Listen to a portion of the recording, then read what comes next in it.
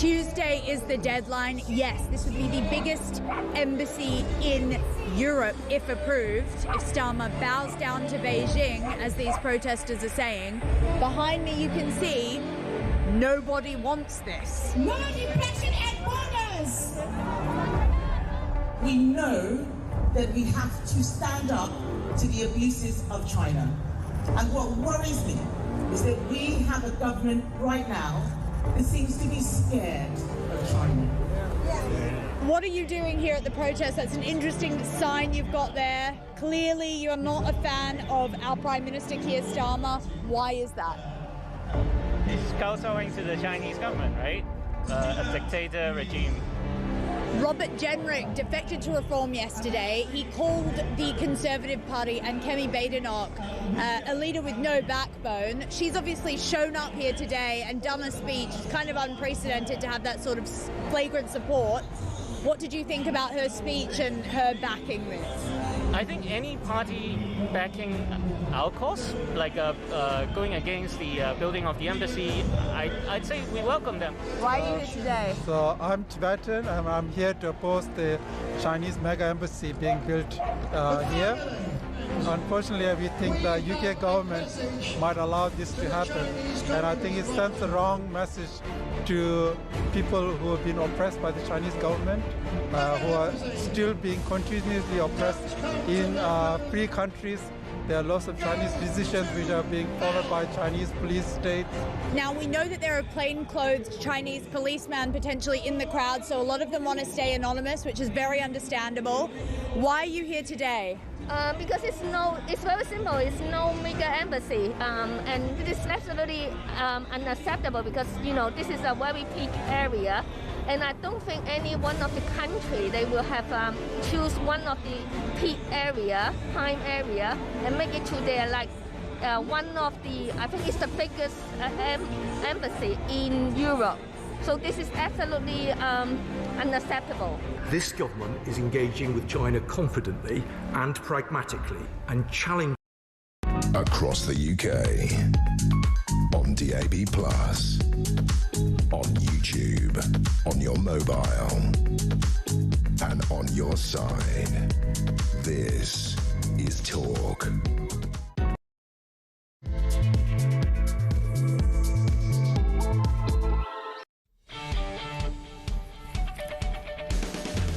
Hey, very good morning. Welcome to Thursday. It's the 22nd of January. I'm going to start by saying I apologise for the voice. The man flu has gotten hold of me, but as you know, no chance of a day off. I was brought up by a woman who went, "Day off? I had pneumonia in the Second World War. Get to work, you lazy gits." 3 minutes past 6. Welcome to Thursday and welcome to Talk Breakfast, where the nation comes to have its say on the news of the day. Working Brits, alarm clock Brits, we welcome you to the show as ever. And very quickly, if you do want to be on, 0344 499 1000. Who could get the fastest voice note into Christian this morning? We're being inundated as the days go by. Your text message is always welcome. 87222 in a tick. Our Thursday paper reviewer, Charlie Rowley, who's now known as something for the weekend, ladies and gentlemen. Hey!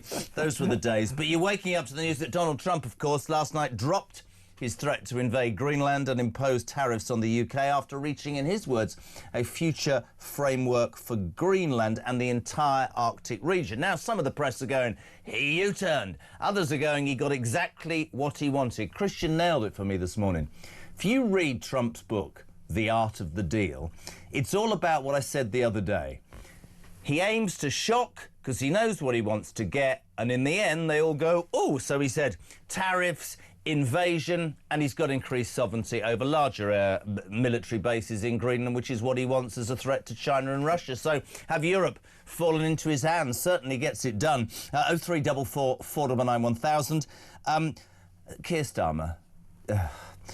Brilliant. He's to make his first visit to China in the next few weeks to meet President Xi Jinping. Jinping, whatever. Anyway, I can't say it. Anyway, he goes to China having said yes to that Chinese embassy, which is still causing such a furore. I have to say, they're calling it Kowtow Keir.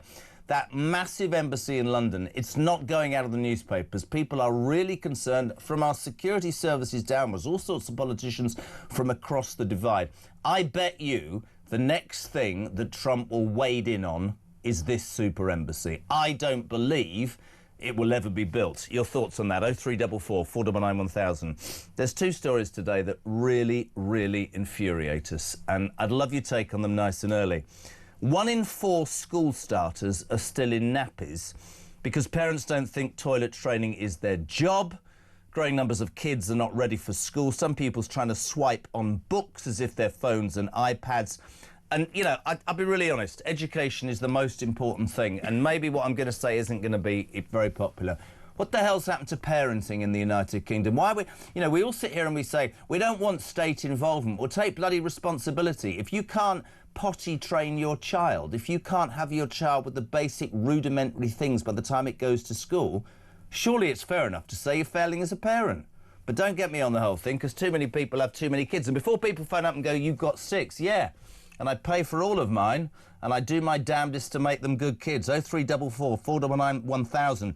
Big news as well, this other bill, this other story I want to talk about. We sent Samara Gill down to Westminster after Labour tabled an amendment to the Troubles Bill. I cannot sit here and not rant about this. Men and women who served in our armed forces years ago put their lives on the line. Under this government could be prosecuted from up to 30 years ago. So our veterans, right? Thanks for everything. You're probably homeless because an illegal migrant's in a hotel, and we're probably going to sue you and put you in jail for what might have happened. Absolutely outrageous. Love to know what you think of that. 0344 499 1000. Ring Rob. Now listen, Robert Genrich defected last week and loads of people have spoken to him, but nobody has been able to get him to come in and take an hour of calls. That's what you will get from 9 o'clock this morning. You can ring Robert Genrich and ask him anything about his defection, about reform, about how it was done, how it was yesterday in the Commons when he stood up and actually asked a very impressive question. We'll have Rob here from 9 o'clock. You can ring Rob. And just on a slightly lighter note, half of dogs in England are now overweight. Really? Have you got a fat pooch? What did I say there? Pooch. What is it? Fat? A pooch. I nearly said the wrong word. Yes. Is your dog dumpy? Is your hound humpy? What do you feed your dog? There's a story today saying that people feed their dogs fish and chips. Have you got a dog, Charlie Rowley? I haven't, no, but I'm in the market. I was looking at getting one. You're in the market for everything, to be honest, aren't you? Well, I'm a bit lonely. so I thought a nice pup, you know, it keeps you company, you know, they love you unconditionally, and I think, you know... failed miserably to find anybody that's human. Exactly. So you're going for the pup. If you've got a dog, what strange things do you feed your dog? 0344 499 1000 and text to 87222. Let's get going. Charlie Rowley, a very good morning. Something for the weekend. Something for the weekend on a Thursday. Oh, I know. Started early. Let's start with Donald Trump. It's in every single newspaper, front page of the Times. Trump hails, this is interesting, Greenland deal for all NATO nations. Now, you will have followed this explosion over the last few days. I'm going to invade. I'm going to impose tariffs. This is massively important. Only the United States of America is important in terms of security. I absolutely accept, from his point of view, that when he came to power, there seemed to be an imbalance between who paid in and who made the most efforts for NATO, which was the United States and others. And so I understand it. But this, to me, and I'm not blowing smoke up his backside because so much of what he says and does annoys me. This is classic Donald Trump deal-making. I'm going to threaten you. You're all going to go, oh, my God, and I'm going to get what I want. That's how I see it. Do you see it differently or not?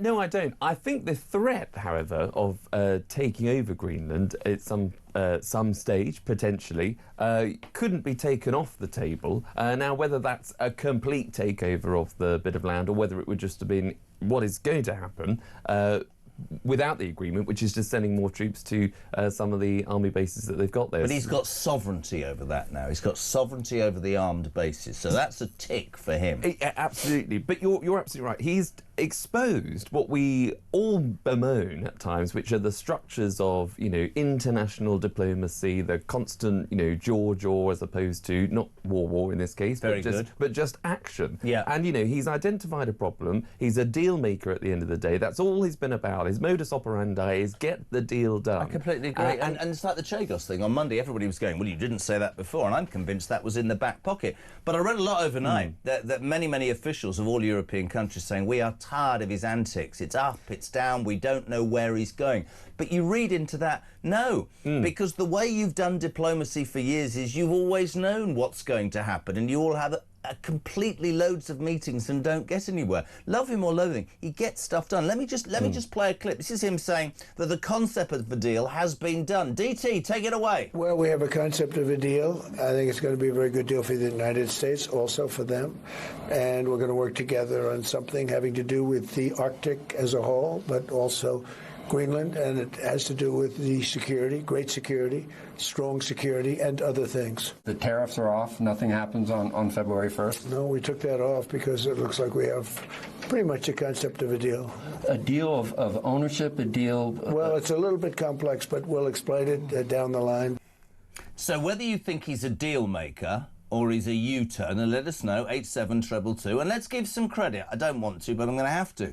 Starmer at PMQs, not in Davos, right, was probably the most forceful I've ever seen him. This was Starmer yesterday saying, I will not yield. President Trump deployed words on Chagos yesterday that were different to his previous words of welcome and support when I met him in the White House. He deployed those words yesterday for the express purpose of putting pressure on me and Britain in relation to my values and principles on the future of Greenland. Mr. Speaker, he wants me to yield on my position, and I'm not going to do so. So, credit where credit's due, probably the strongest I've heard, Starmer, but didn't have the balls to go to Davos and say it to the leader of the free world's head, right, to his face. That's quite important. Let's talk about the special relationship. Is it over?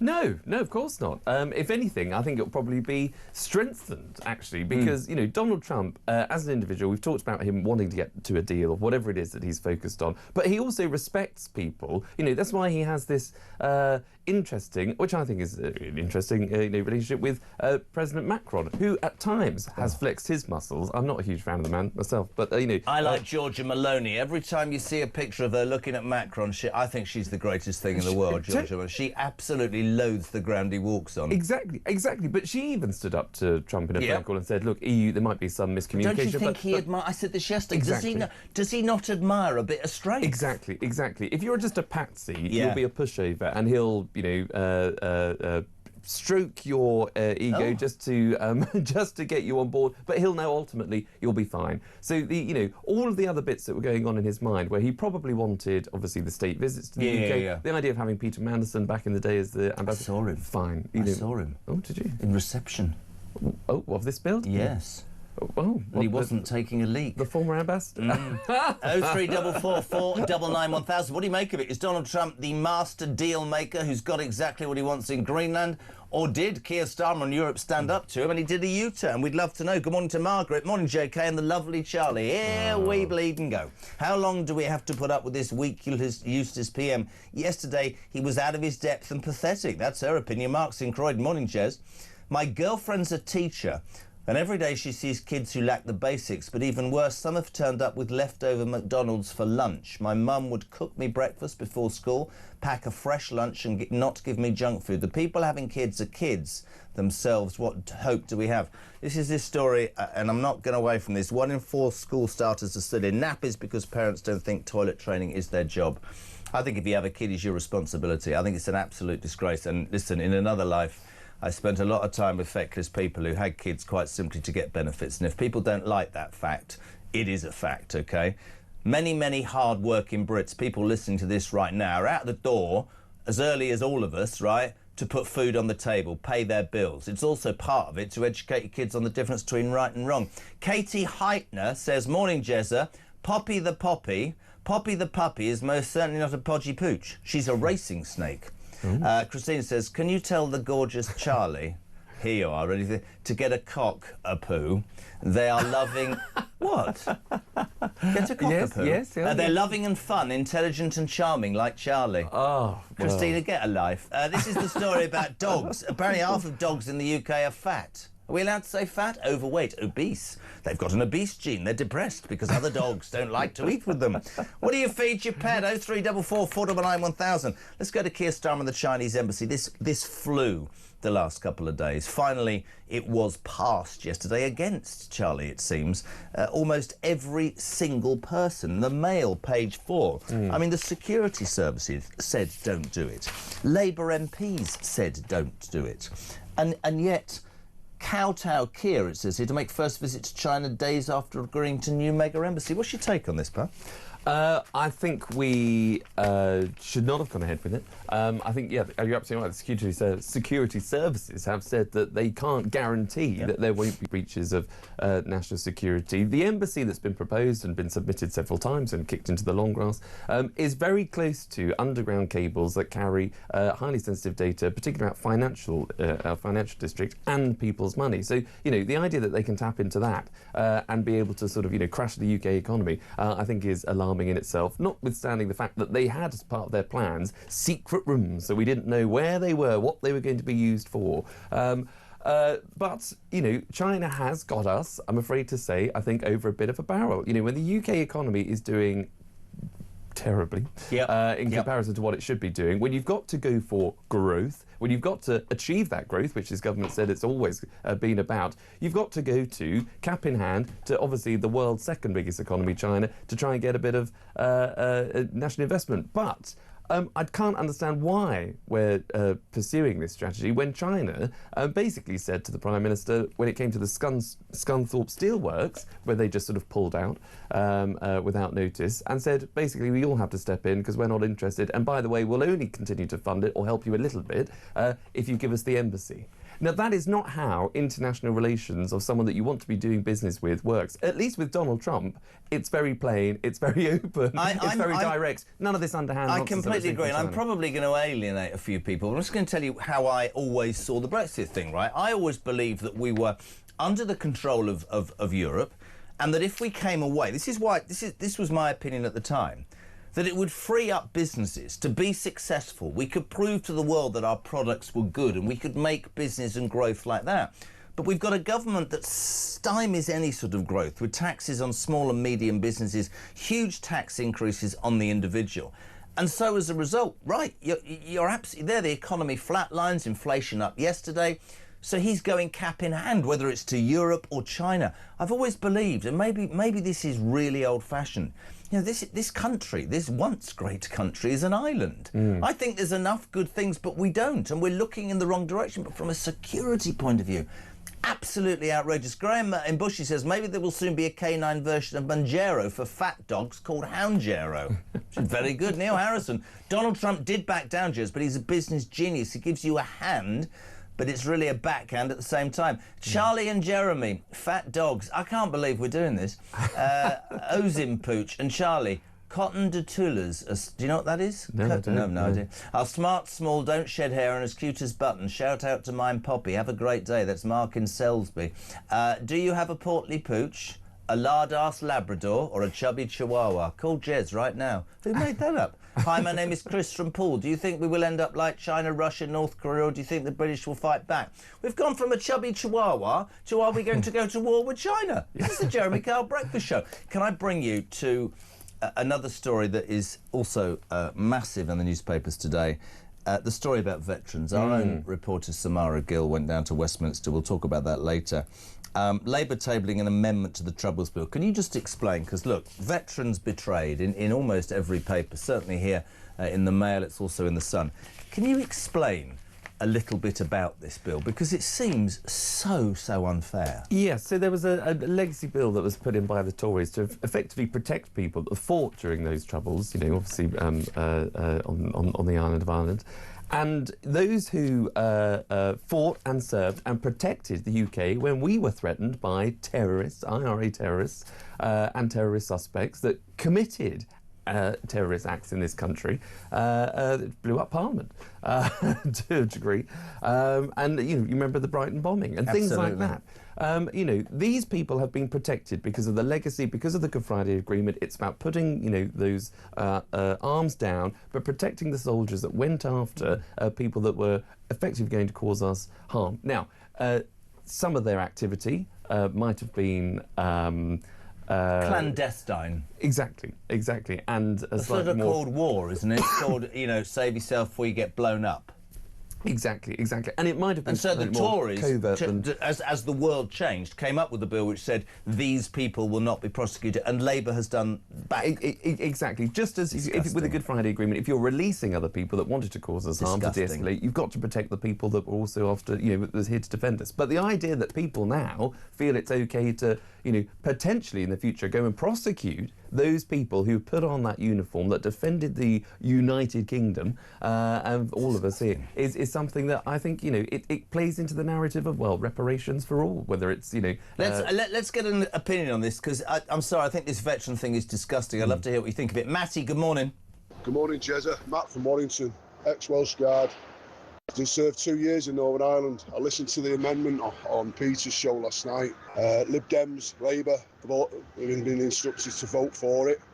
Why? Why are our politicians crucifying our veterans? I am so angry.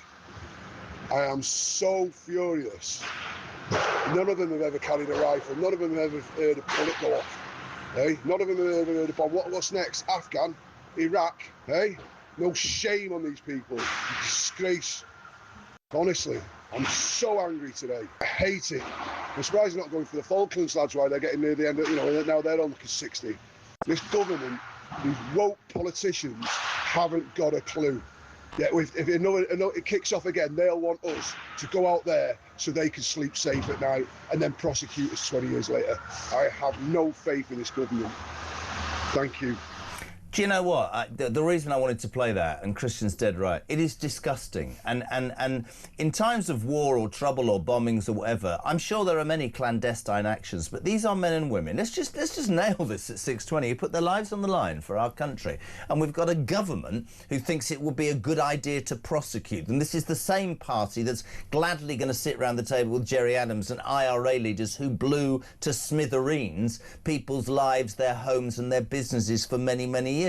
I know all about this, Good Friday Agreement and arguments on both sides, but let's be perfectly honest, this is British Army personnel. What's it going to do, on a serious note, for any future recruitment? Why in the name of God, Charlie Rowley, would anybody want to join the British Army, the British Navy, the British Air Force, in the thought that in 20 years' time, oh, look, the chair went back then, that was outrageous.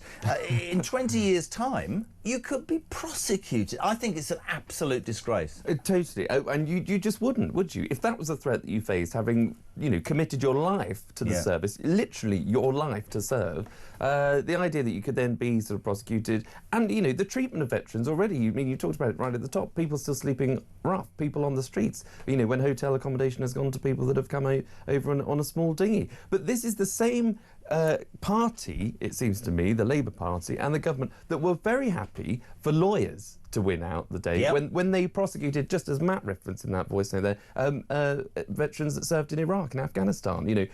Lawyers no end went after those troops, unnecessarily so. Which the taxpayer paid the lawyers for. Exactly, and that is just the type, I can see it now,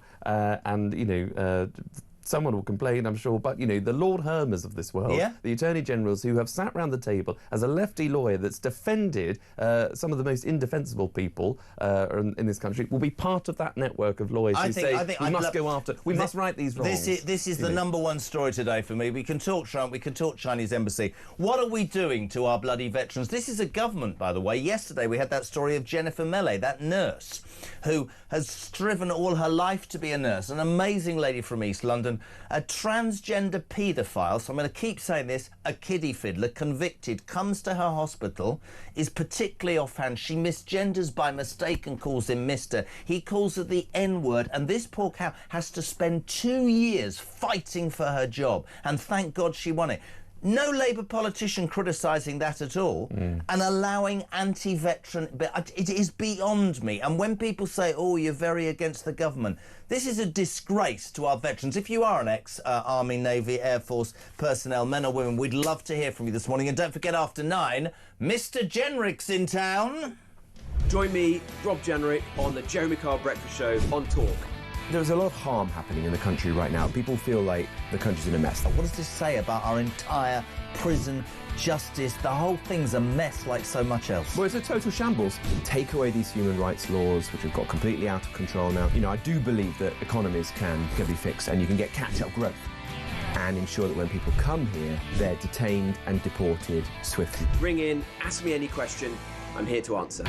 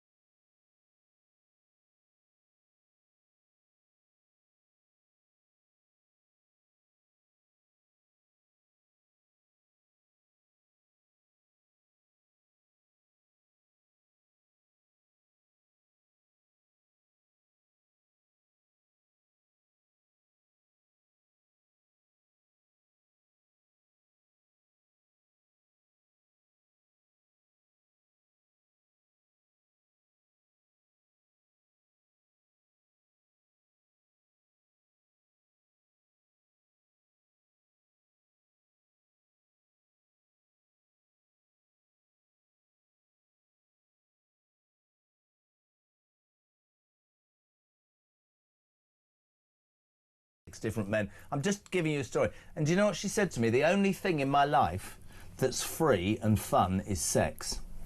Think about that. Think about how society has got to a point. People will tell you, well, I had a child because I get a flat. Forget all of that. I look at my kids and it's infuriating being a parent. I mean, it's infuriating. You know, but actually it's also the most inspiring and wonderful thing in the world. But it's not easy, and I do not in any way think it is parents' right to say, oh, the school will do that or the state will do that. If you have a bloody child, then you be the parent to that child. Totally. And look, schools have got to get tough as well, I think. Look, if you're receiving a child at the school gates that clearly can't do the most basic of things like cleaning their teeth, you'd send them home. Or I'm afraid you'll have to call social services, because that is a dereliction of duty as a parent to properly train and educate your children in the way in which only parents can. Absolutely. Matt says, good morning, Jez. Regarding school children and breakfast and toilet training, I find it astounding that those facts are correct and shocking. Being an alarm clock Brit, I was up at 4:45 this morning. I put my children's breakfast out before I left at 5:30. I'm in the middle of a 2.5-hour commute, and I will do a full 8 hours in the office before doing another 2.5 hours home. The fact that people lack the basic skills to look after their own children is a disgrace, and please God, don't even get me started on the Chinese embassy and all the other deals that this government seem to mess up. Here I am grafting, and I do not understand it. People up in arms. Keith in Sheffield, parenting classes for 10-year-olds and upwards should be compulsory in schools. Absolutely. Sex education, you know, out the way. It is, you're really right when you say about embarrassment. My kids have clean clothes every single day. I would, you know, I was brought up, we were joking yesterday, you know, I've got man flu, Mum. Really? I had pneumonia. Go to work. Shut up. Right? She always said that was her job. Making sure that her kids, maybe women don't like this nowadays, that her kids were fed, switched on, reading. Reading. It's not the school's responsibility. Start reading with your kids every night. Get them off the bloody iPad. I'm one now, aren't I? But it's true. You're absolutely right. And that's another story today. You know, kids are, you know, picking up a book and, you know, swiping it as if it's some sort of, you know, iPad, because because parents have given for far too long, and it's not an attack on parents. Yeah, no, it is. I don't have, you know... No, let's be honest, it is. If you have kids, they're your bloody responsibility. Totally. But I mean, the point I make is that, you know, parenting must be hard. I mean, I'm not a parent, so I'm, you know, full disclosure. But I see my sister, who's got 2 kids, you know, adorable kids, 4 and 1 years old. And, you know... my sister, of course, at times you would just say, right, okay, here's the iPhone or here's the iPad. But they make the time and put in the hours and the work, because of the responsibility it is of being a parent, to make sure that they are being read stories, that they are actually having normal playtime, not just on an iPad or on a phone. So when they get to school age, or once at nursery now, they are able to do the most basic Victoria things. does reading. She does. They have a set for drawing and pictures and... slime, don't get me on bloody slime. But all sorts of, but it's responsibility, isn't it? Love your thoughts on that. Love your thoughts on the veterans. And the funny story today, of course, has got Alarm Clock Britain talking. Over half of dogs in the UK are now overweight. What do you feed your pet? You're going to get a cockapoo, aren't you? I think so. Yes. Well, or that other one that somebody mentioned earlier, which I've forgotten its name. Brilliant. Morning, Andy. Morning, Jezza. We've had 3 dogs. None have been fat. We had a border collie. Lived to be 17 years old, fed good food. Right, we had a boxer, lived to be 15, fed on good food, never fat. We've currently got a Mastiff cross thing. She's at perfect weight. She's only 2 years old, but we give her good food. Me, 52, 21 bloody stone, mate. I need to get my priorities right. Whatever it is the dogs are eating, I think I'll have some myself.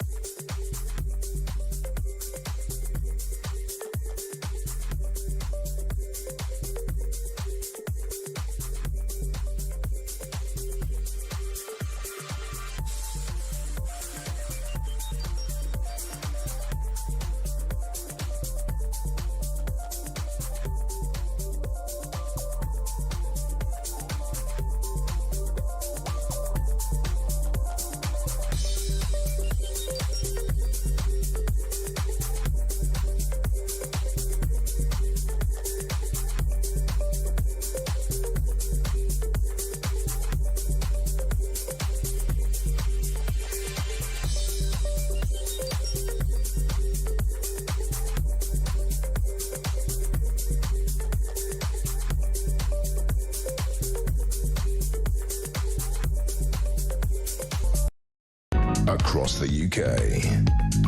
On DAB+. On YouTube. On your mobile. And on your side. This is Talk.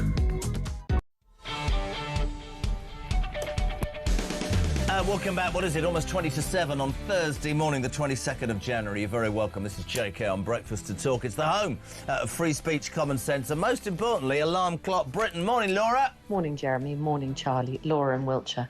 I've actually been quite amused by the pearl clutching of Mark Carney and the Liberal commentators about Trump and his warmongering. He's got what he wanted. He may have a crazy style, but he's got what he wanted. We now just have to hope and pray that he puts enough pressure on the weasel Starmer to reverse Chagos and reverse the Chinese embassy. I hope and pray he makes him do a full reverse ferret. Great show. It's really interesting. I think that will be the next thing for Trump. And we were talking about this. If you wake it up to it, look, some commentators will say he's done a U-turn. I think it's the art of the deal with him. I'll say it all morning. I think he shouts and screams and completely confuses them, and then they just go, oh, OK. Yesterday, he surpassed even himself. He basically said, listen, if it wasn't for America, you'd all be speaking German and Japanese. Have a watch. And then after the war, which we won it big. Without us, right now, you'd all be speaking German and a little Japanese, perhaps. I said this once in history at 16 and got thrown out.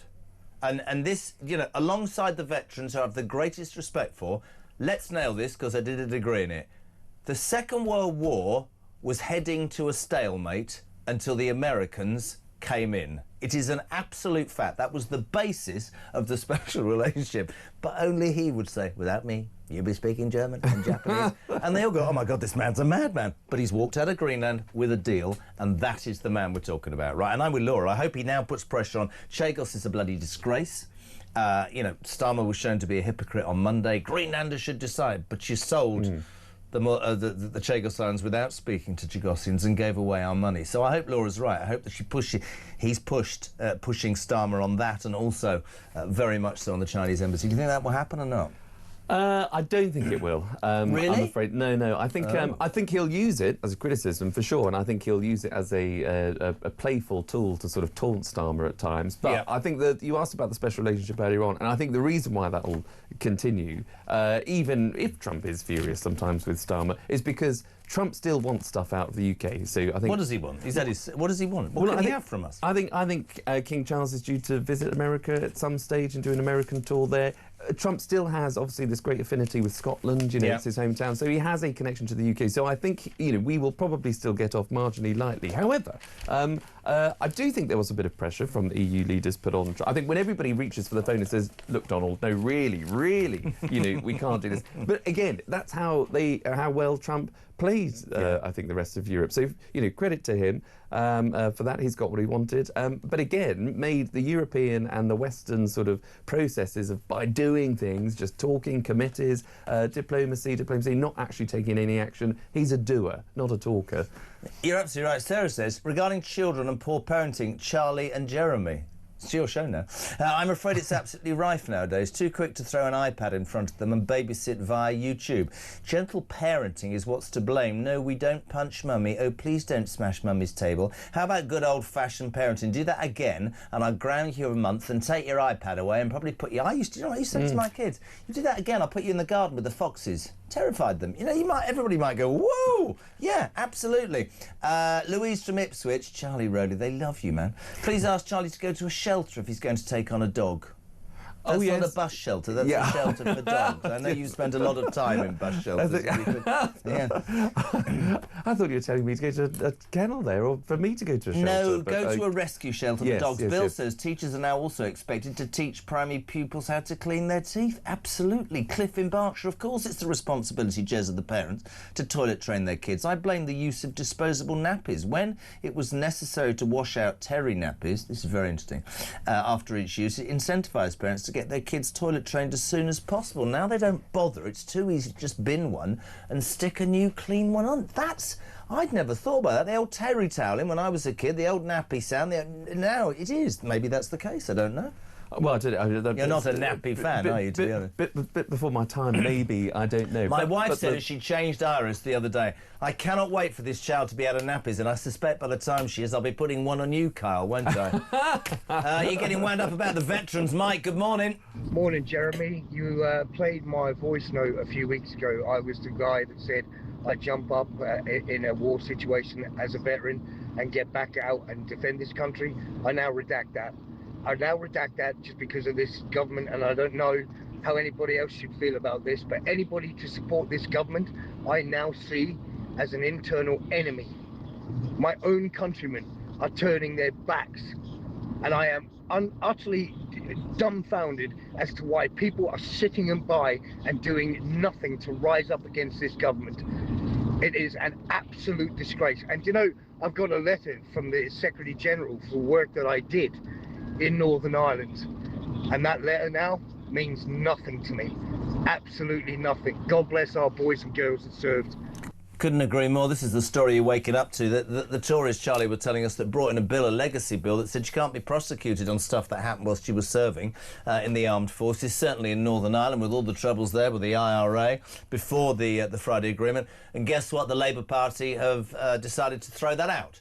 So if you served and you did what you had to do for your king or queen and country, then you could be prosecuted. There's real outrage on this morning. Brian, the veteran thing is so annoying. This is the same government that want our veterans to step up to the plate if war breaks out, to keep them nice and safe, and yet they want to take away their rights and liberties. How many of these bloody Labour and Conservative and other MPs that support this are willing to send their kids out to fight for this country? Completely agree. Barry, I'm an op banner veteran, 4 tours. The Good Friday Agreement isn't worth the paper it's written on. We are ruled by a bunch of politicians in Northern Ireland that do not want a province to succeed. All they want is a united Ireland at all costs. I would be so angry, right? I would be, if I was a serviceman or woman, I would be so furious by this, Charlie. I would be absolutely, I mean, Stuart Brown. I've noticed adverts on buses around Bradford, of all places, saying the British Army is now recruiting. God knows, what do they think? Who's going to sign up for that? It's true, isn't it? Yeah, exactly. And look, you know, just to that last voice note, you know, which, you know, I think hit the nail on the head and covered all of these points. You know, what is, you know, who does this government, who do they stand up for now? Because it's certainly not our own veterans. You know, it's allowing them to sleep rough over migrants that have come in on a dinghy. You know, it's standing up for China over actually small businesses in the UK. It's attacking small business and through tax. It's attacking that alarm clock Britain that get up in the morning and go to work and do the right thing. You know, we're on the side of parents, it seems to me, you know, that allow their kids to go to school untrained, you know, rather than actually having the hard conversation with people and saying, no, take your responsibilities, you know, take your responsibilities. But he won't, this government doesn't have hard conversations. So one thing I promised you with the show is that we give you balance. This is gonna put the cat amongst the pigeons from Ian. Let's draw a parallel between the army and the police. Both serve to protect the British public.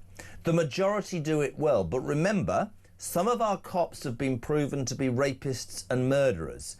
Is it not right, therefore, that if they are prosecuted, that the illegal minority in the army, who could be like them, be prosecuted as well, Charlie Rowley? That's from Ian. Well, I think there would be other laws in place if there is someone that is obviously have acted as abhorrently as those police that hit there's a difference with respect to him between being a rapist and maybe a few clandestine actions with your gun, weapons or your approach because some bloke was trying to blow you up. Yes. Is that not true? Exactly. You know, there is a clearly one group of people in terms of the policing examples there going away out of their, you know, abusing their power and responsibility. Absolutely. Versus someone that is in the uniform when you're dealing with people who are, you know, war is not straightforward, you know, because all the activity in terrorism is not, you know, easily combated. Please put your weapon down. We're not Zach Polanski, the man who said, and I quote, the Green leader, well, if I was the Prime Minister, I'd simply go to Moscow and I'd say to that Mr. Putin, can you please put your nuclear weapons down? Do you know what, honestly,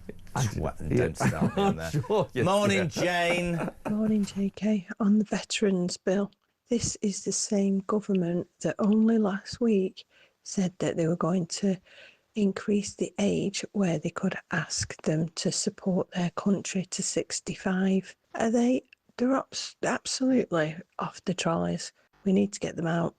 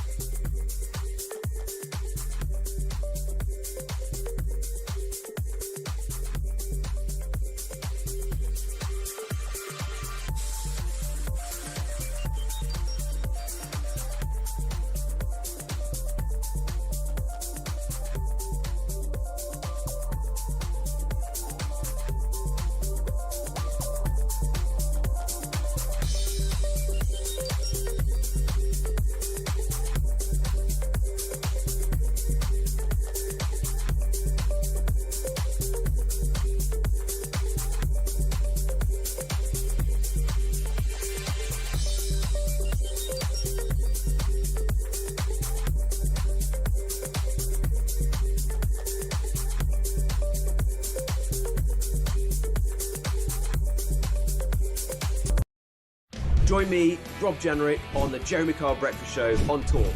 There's a lot of harm happening in the country right now. People feel like the country's in a mess. What does this say about our entire prison, justice? The whole thing's a mess like so much else. Well, it's a total shambles. Take away these human rights laws, which have got completely out of control now. You know, I do believe that economies can be fixed and you can get catch-up growth and ensure that when people come here, they're detained and deported swiftly. Ring in, ask me any question.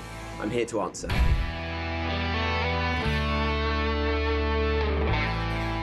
No more distractions, pointless, costly by-elections. Let's get on with the job. I don't care how much they cost. Democracy is expensive. Otherwise, we just have a totalitarian state and never bother having an election. I was elected by the people of Romford, and I represent their views. And that's one of the reasons I've gone to reform, because I speak to everyone in Romford, and they all say to me, Andrew, you know, you've got to do this to me. So you've actually had support on this. Well, in that case, you wouldn't be worried about having a by-election then, would you?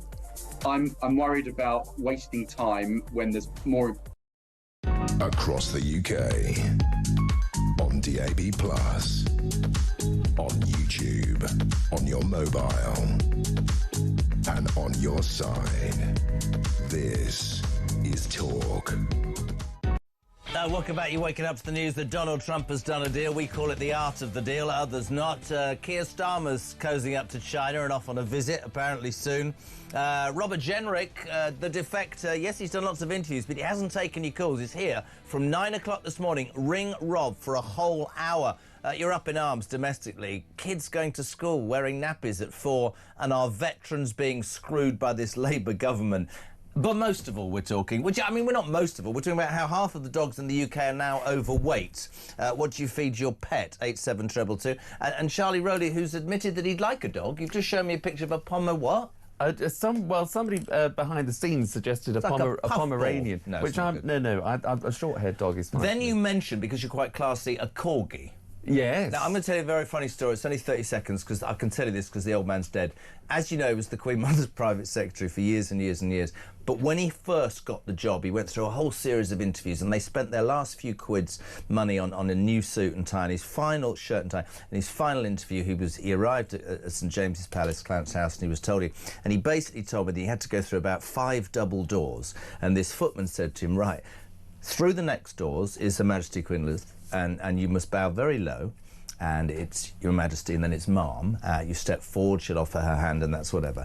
And he said, I bow bloody low. He said, the doors opened, as he said, and I bow bloody low in my new suit. And this corgi took off from the chair next to her, Blackie it was called, genuine true story, and started, I don't know how to best describe this, shagging his knee, basically, in his new suit. And so he's trying to bow in front of the Queen Mother and shake this dog off his knee, and that was the first time he ever met her. So I wouldn't get a corgi. Oh, well, but unless you want your knee done. Well, a memorable meeting. Oh, a memorable meeting. You wouldn't forget that, would you? No. Steve, don't get a corgi. Steve in Lincoln, JK, loving the show. Why is the King not standing up to Starmer and telling him to do one? Because it's a constitutional monarchy and he can't.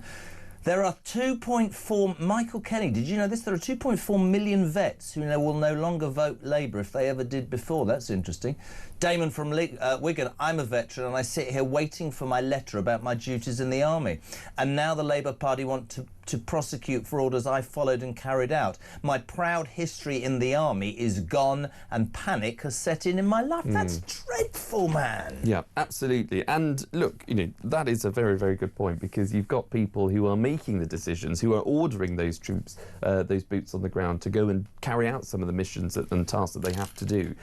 That is them doing their duty. They are following orders, which is there to defend and protect us all from whether they're terrorists, whether it's an external army, whether it's a bad acting state, whoever it is. Does somebody like Starmer think, you know, that you're at war, or you're trying to police terrorists who will blow you up? You know, he just had his front door set fire to. Imagine if your whole house was firebombed and you're going to go up to these people and say, oh, could you stop doing that? It's ludicrous. Yeah, exactly. And it's an insult to the men and women that have served. Yeah, totally. And you know, the lives in which, you know, many people who have gone, you know, it's impossible to comprehend what it would be like on the battlefield unless you've actually been on there. And, you know, as that another texter said earlier on, you know, this government will have no idea what it's like to hear a gunshot, you know, fire off.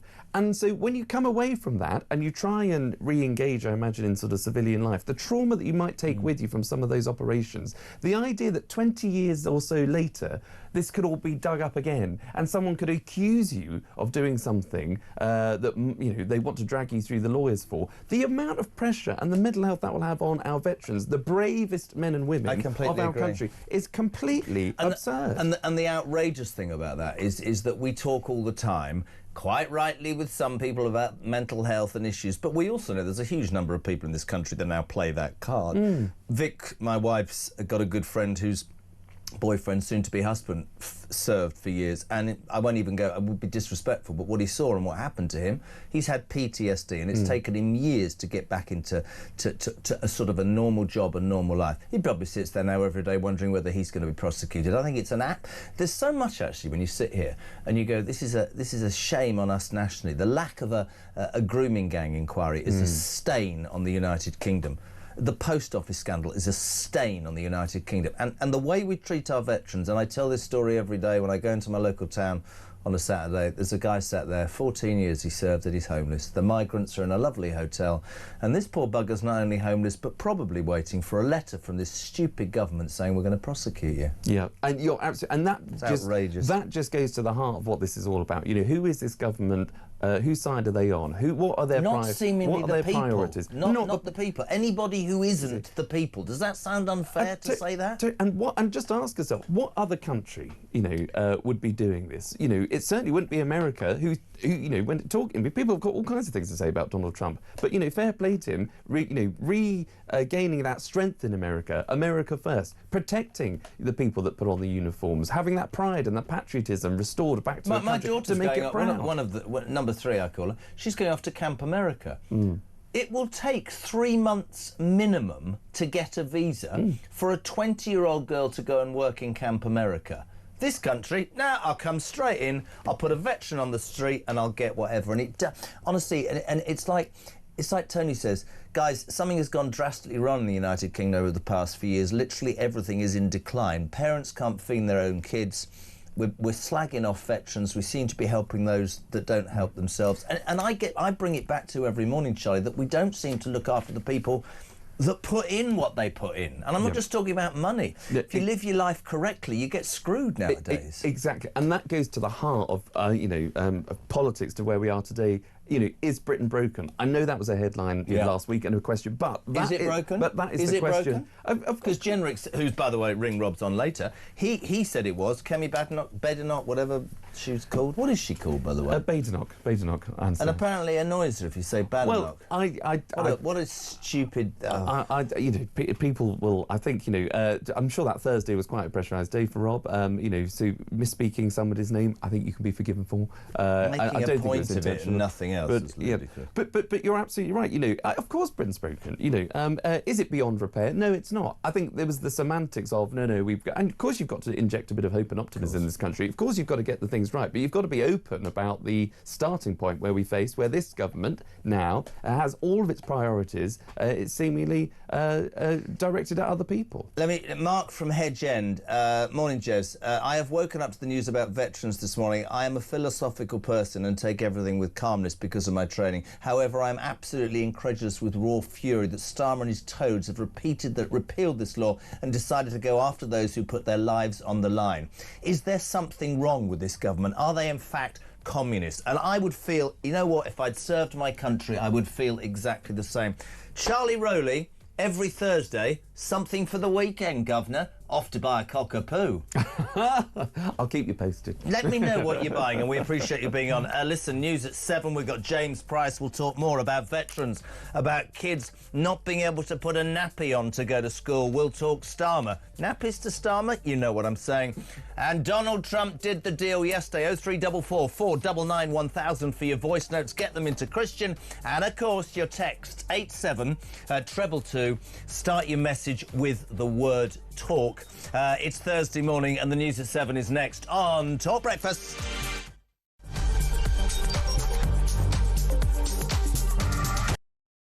We reject, we reject.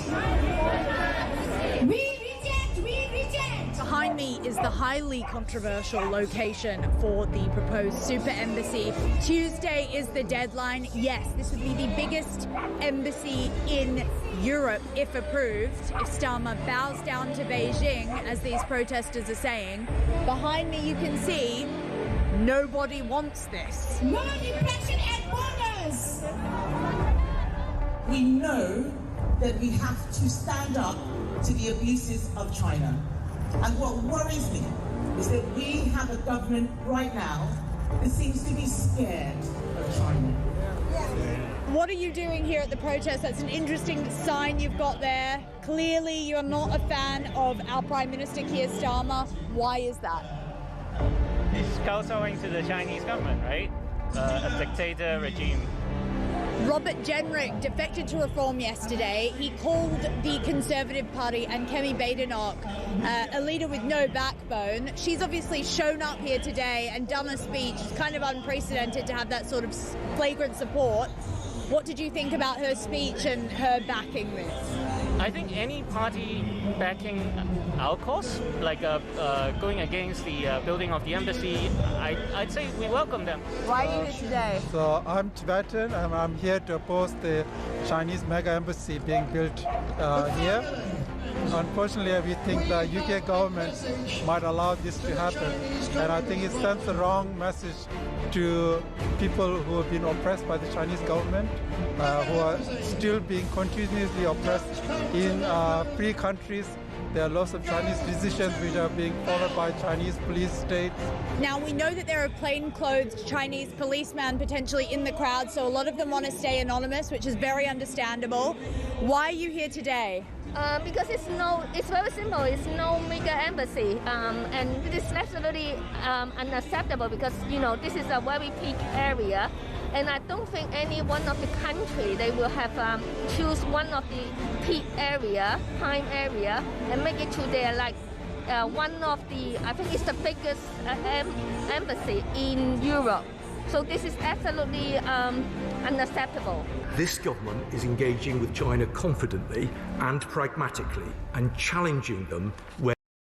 Across the UK, on DAB+, on YouTube, on your mobile, and on your side. This is Talk.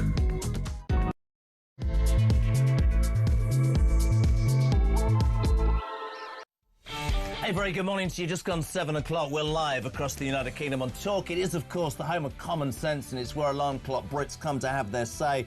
If you haven't been with us the first hour, dynamic start. We are as busy as hell. You're waking up to the news that Donald Trump last night dropped his threat to invade Greenland, dropped his threat to put tariffs on the UK and other European countries because he said he'd reached a deal for a future framework for Greenland and the entire icy Arctic region. Many people, certainly many commentators, saying, Trump U-turned. He U-turned. I'm not trying to be difficult. I see it differently. I see it in this way. I think he is what he is. I'm not sticking him on a pedestal in any which way. There's plenty about him that annoys me. But the art of the deal, which is Donald Trump through and through, is to go in all guns blazing, make threats, because he knows exactly what he wants to come away. So our view would be, my view would be, he's threatened invasion, He's threatened tariffs and he's walked away with greater sovereignty and a bigger military presence on Greenland, and it's a win-win. The cynics will say it's a U-turn. Pressure at home is certainly starting on Donald Trump, with people saying, too much abroad stuff, mate. You need to concentrate on the American economy a year in. We'd love your thoughts on that. 0344 499 1000 for those voice notes, and your text as ever 87222. Dreary Sakir could be off to China soon on a visit. Like I care. I do care about the super embassy, which I think is a massive security risk. But perhaps the two domestic stories that are really getting you this morning, and quite right, is 1 in 4 school starters are still in nappies because parents don't think toilet training is their job. Growing numbers of kids are not ready for school. Some kids swiping on books because they think it's an iPad, going with unclean teeth, no food in their belly. It's a disgrace. I could sit here and rant. I've got man flu, so I won't because my voice will give up. But I think if you have a kid, you should take bloody responsibility for that child. I don't think it's the teacher's or the state's responsibility. It's yours. Thoughts on that, please? And the story that's really getting traction this morning. When the Conservatives were in power, and there was many things they did wrong, but what was really good was the legacy bill, which said that if you served in the armed forces, you couldn't be prosecuted on stuff that had gone on, certainly in Northern Ireland. You were in a military position. I'm sure there were clandestine things happening. Labour has decided to throw that out. We have already spoken to received thousands of texts, and we've already had a couple of people on voice notes saying, you know what, I'm a veteran who gave my all for this country, and now I sit here in fear that I'm going to be prosecuted. I think it's an absolute damn disgrace. Morning, Dan. Good morning, JK. It's Dan from Kent. I'm a veteran, and I served 2 tours in Northern Ireland back in the 90s. I was going to say, I had a couple of months training, and I was expected to be professional and to police the province with my rifle, carrying a little yellow card with rules of engagement. But I must add, the terrorists had no rules. They could do what they want.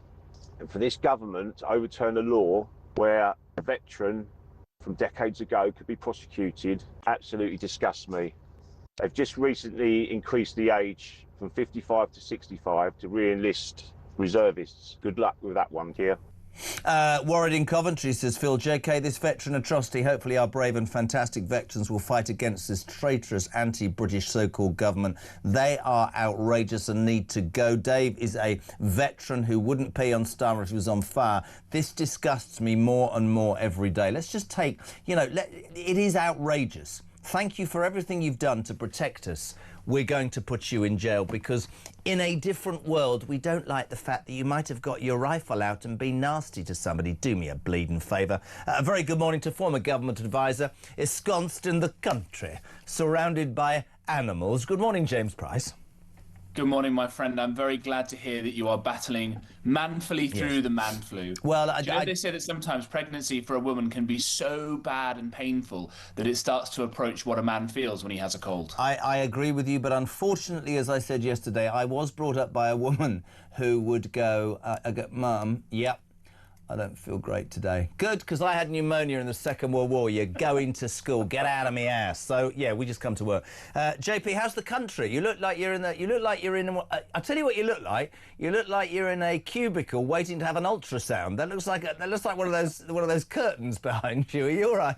Shower curtain. You've been very disobliging about Mother Price's curtains before. I think they look very fetching because I know she's next door watching. Mother Price, I love your curtains. Very nice. We'll be down for dinner soon. A very good morning to you. Let's start with Trump because I know you might have a different view.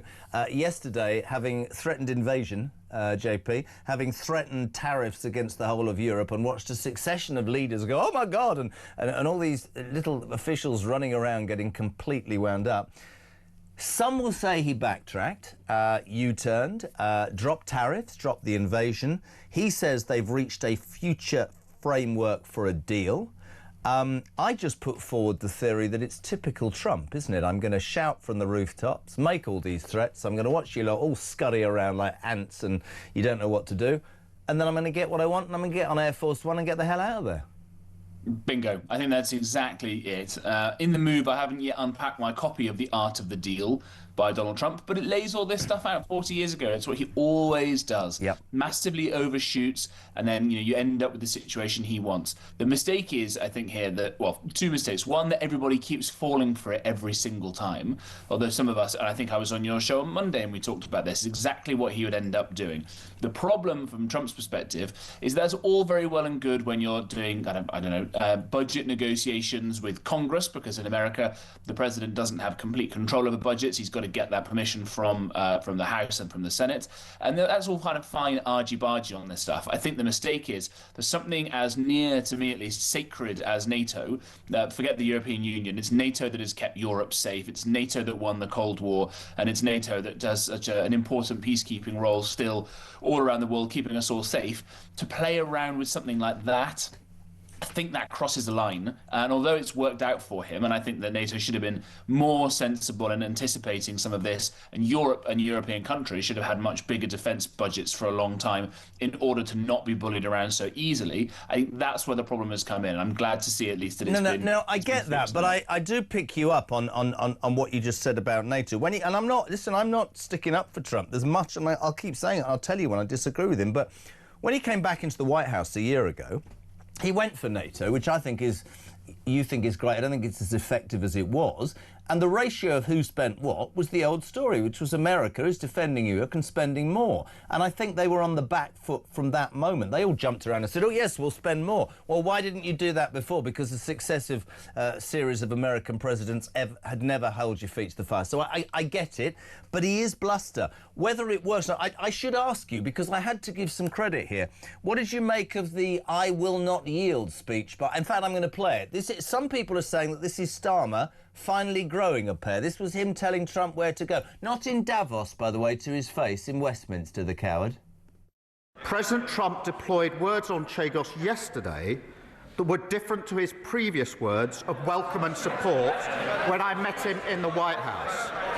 He deployed those words yesterday for the express purpose of putting pressure on me and Britain in relation to my values and principles on the future of Greenland. Mr. Speaker, he wants me to yield on my position, and I'm not going to do so.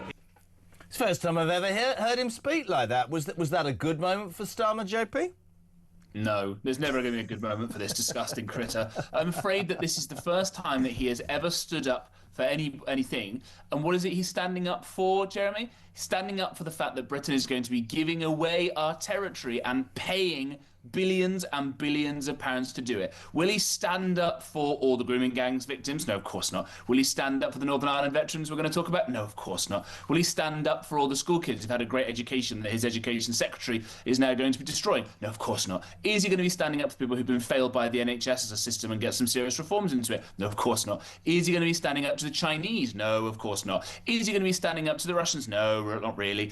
Is he going to be standing up to the fact that he wants to give away sovereign British territory because some international rights lawyers, his mates, were paid by Mauritius to make it happen? That's what he's going to stand up for. And just before Trump came over to Davos, he was asked about this in a White House press briefing that came out beforehand. Yeah. And this is when he made these criticisms. And he said, no, I don't understand this. It's a terrible deal giving away. They're supposed to be our ally. Why are they doing it? Do they want the money or something?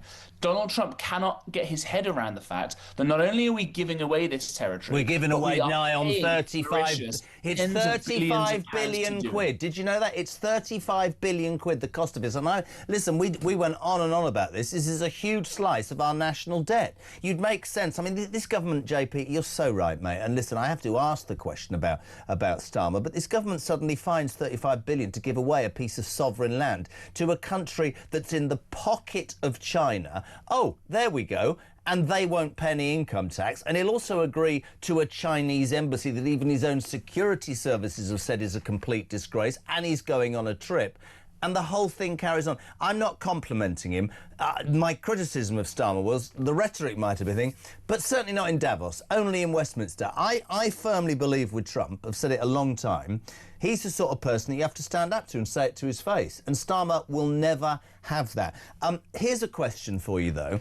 Chagos, it was after you were on Monday, or maybe it wasn't. Actually, Chagos happened, and he tore him a second one, I thought. I think complete hypocrisy between Greenlanders should decide, oh, but I just gave away Chagos without asking the Chagossians, and the Chinese super embassy.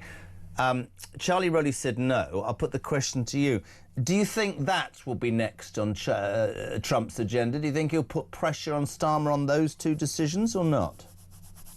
Yeah, I certainly hope so. And I'm with you that he should have said this to Trump face-to-face. Of course, Keir Starmer was once asked whether he prefers Westminster or Davos. And he said, oh, obviously Davos. So it's a real pity that he's too much of a coward to actually go to his favourite holiday trip this year. We know how many foreign trips Starmer has done, and he's too scared to go and see Trump, and so he's missed out on his favourite trip. Boo-hoo for him.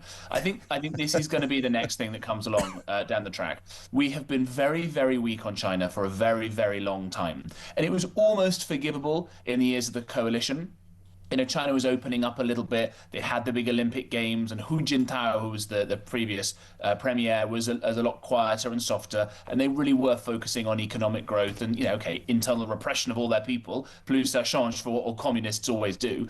But when Xi Jinping comes in and starts acting the way that he's done, after a few years, there was no forgiving this. Remember Theresa May, and still even Boris as well, were very weak on Huawei. They were. On having these Chinese crucial systems threaded through our national security infrastructure, through our energy stations. You know, absolutely ludicrous stuff. And it was the Americans and, bless them, the Australians and the Canadians and others who came in and said, what the heck are you guys doing? Remember, you're in Mummy's house. Remember, you're in Mummy's house. Behave yourself. Mate, I'm with you. And I think that, you know, Donald Trump will never be everybody's cup of tea. And there's a certain way that he does business. But for me, what Starmer lacks in so many quarters is cojones, vision, passion, DNA. Let me bring it on to the subject. We'll talk kids in a minute, but this veterans thing has literally got them going mad this morning. Carl in Ironbridge, Starmer must go. This veterans thing is the final straw. However, only people to blame is everyone who voted for this shower in. This is the story this morning, that our veterans who were protected for what happened in Northern Ireland with a legacy bill under the Tories, let's just say that because we slag the Tories off a lot, this is being reversed by Labour, so that if you served 25 years ago as a man or a woman in our armed forces, donned the uniform, took your rifle, took to the streets of Northern Ireland amongst all the bloodshed and the terrorists and the bombs and the fear, and did what your government of the day or your platoon commander told you because you were representing the Queen, you're now sitting on some poxy pension waiting, if you're not homeless, because you know, a migrant's got you home, waiting to be prosecuted by this government. This, to me, and I'm not trying to over-egg it, is on a par with the disgraceful lack of a child grooming inquiry. To treat your veterans like this is unbelievably low, JP. Unbelievable. I'm always reticent to use language that could be considered inflammatory, but I can't see any other way around the fact that what Keir Starmer is doing in leading a government that is doing this is evil. It is evil. This is deeply, deeply wicked. This takes the best impulses of the best of us to serve one's nation, to serve as one's king and country and fellow people, to put one's life on the line, to do what is right, to fight the most barbaric terrorists that our society had ever created before all the, you know, 45,000 Islamists that we've now got, by the way. To serve those people against those evil terrorists is a great and noble thing, and we should be grateful and thankful every day for the sacrifice of some big, hard, nasty gits who keep us safe in our beds, whether that was in Northern Ireland or around the world. And on war and terrorism's not difficult. Do me a favour. This is a ludicrous... Here's something for you. Evil. Here's something. You're right. It is evil. Will in Liverpool. Starmer and his army of middle-class lawyers going after veterans, in my mind, is purely ideological. Why doesn't he go after Tony Blair, who sent our brave men and women into an illegal war for those weapons that didn't damn well exist? That's a great point from Will, isn't it? Go after bloody Blair. It's a great question. Go after the... Yeah. There are so many more deserving targets of this. And these guys, just imagine, as you say, Jeremy, that you sign up to serve your country and you think, you know, at the very least, the state will have my back in some way because it's asking me to do things that most people can't do. And then this. So not only is this evil and wicked, you just mentioned Starmer's lack of vision. What happens now? What's going to happen to recruitment numbers? We're talking about how Russia's planning to invade the rest of Europe. We're facing this terrifying moment. The French and the Germans are moving back towards conscription, by the way, that the Swedes and the Finns have got and the Poles have got. Poles have got this massive army because they know what's coming down the track. So we're talking this terrifying game about Russia and all the rest of it. And yet at the same time, we're saying, well, by the way, you go and kill some of those Russians in a way that we don't necessarily like, or by we, I mean my lefty human rights lawyer who I've made the Attorney General, Richard Hermer. If he doesn't like it in 20, 30 years after you've saved this country, we're going to come after you. But mate, I've never seen anger like this. And I'll tell you where I put it on a scale. We followed a story, Jennifer Mellay. I'm going to repeat this from an hour ago. This is the nurse in London who'd worked and trained all her life to be a nurse. It was her life's ambition. A transgender convicted paedophile, in brackets kiddie fiddler, came in to get, and she's treating him and he's being vile. She misgenders him by calling him Mr. by mistake. He calls her the N-word. She has to fight for a career for 2 whole years and gets no support. This government, on the Troubles Bill, this was the quote: "It's incompatible with the European Convention on Human Rights." Let's hear what Donald thinks of this. Morning, Donald. Morning, Jeremy. This is Donald in Bridgend, South Wales. I'm a veteran of 12 years, but luckily I haven't got nothing to worry about with this new Veterans Bill. But I have friends and family who served in Iraq and Afghanistan, and they are worried. I've also had a friend that I served with who took nearly, I think, 10 years to clear his name. This is at the end, is it? Jay, how can we do that to the people that matter, that have served for us? It's not right, man. How do they think this is okay? It's deeply, deeply wicked, and they don't care.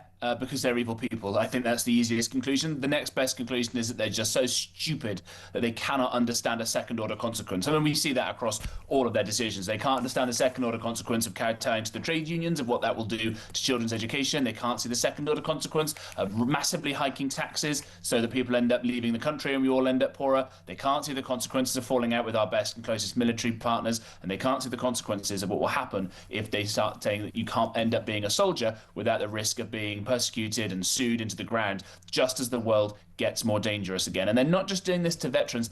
I think they're doing this to current members of special forces. They are. You read Dominic Cummings' blogs on this. He's very, very good. And I think my old boss, Nadim Zahawi, quoted it in his speech last week. I think he called them insane government lawyers. These are people who are now sent around the world to kill the nastiest and most dangerous people in the world. These are heroes, and they are being persecuted and prosecuted by the most, I'll remember that Mummy Price is next door, by scumbags, by evil, evil people Completely inside agree. government who don't care. They don't care about our country. They don't care about our safety. They are evil, and they must be stopped. Morning, Jake. I'm a Falklands veteran, listening to you and JP, who never served in Northern Ireland. America respects our veterans more than this country. Labour are a disgrace. They need to go as soon as possible. Morning, Jez, says Barry.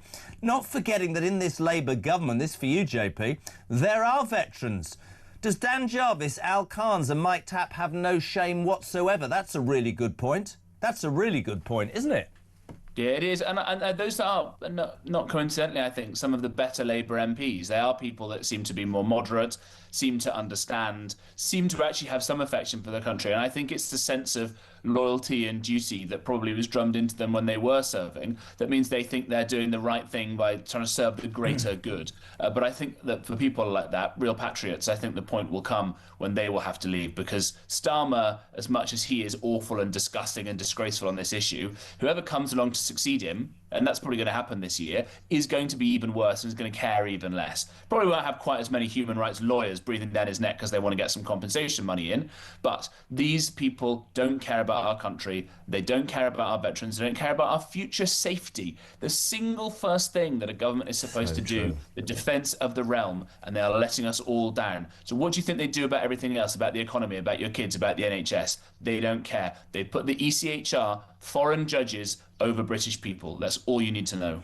Can I just say to Mummy P, not only do I love your curtains, your boy's the best by a mile. Fantastic, JP. Great to see you. Love to the family. Enjoy the country. Very kind of him to be on 0344 499 1000. You're waking up to the news that Trump's done a deal on Greenland. The art of the deal or a U-turn king? Your decision. Starmer under a lot of criticism today because he's let that super Chinese embassy go through. He's off to China and everybody's going, are you in their pocket, mate? This is a security nightmare. But the thing that's really got you, the two domestic stories, our veterans are facing prosecution by this government who are throwing out a bill that the Tories put to protect them and saying, oh, you might have got up some naughty stuff a few years ago in Northern Ireland. So thanks for that. Thanks for being on a crap pension. Thanks for a lot of you being on the streets because migrants are more important. We might well put you in jail. I'll tell you what, in an hour and a half, the latest and newest Reform MP, Robert Genrich, that big furore last week about how he defected. He's done loads of press, but he hasn't answered any calls. We've got Ring Rob for an hour from 9. Have a watch, have a listen. Join me, Rob Genrich, on the Jeremy Carl Breakfast Show on Talk.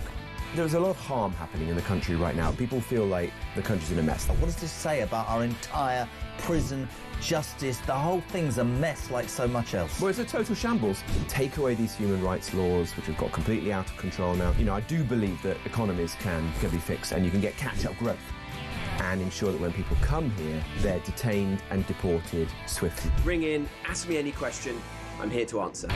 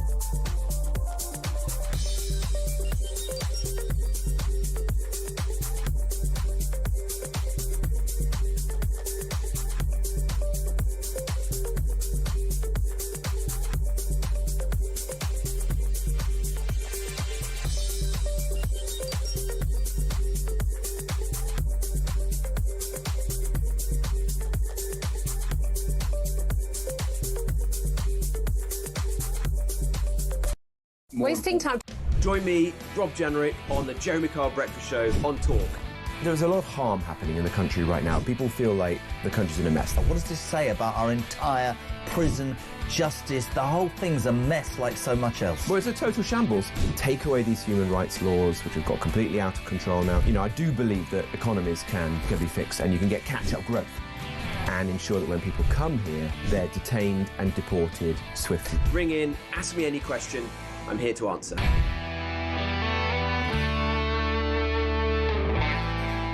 No more distractions, pointless, costly by-elections. Let's get on with the job. I don't care how much they cost. Democracy is expensive. Otherwise, we just have a totalitarian state and never bother having elections. I was elected by the people of Romford, and I represent their views. And that's one of the reasons I've gone to Reform, because I speak to everyone in Romford, and they all say to me, Andrew, you know, you've got to do this to me. So you've actually had support on this. Well, in that case, you wouldn't be worried about having a by-election then, would you?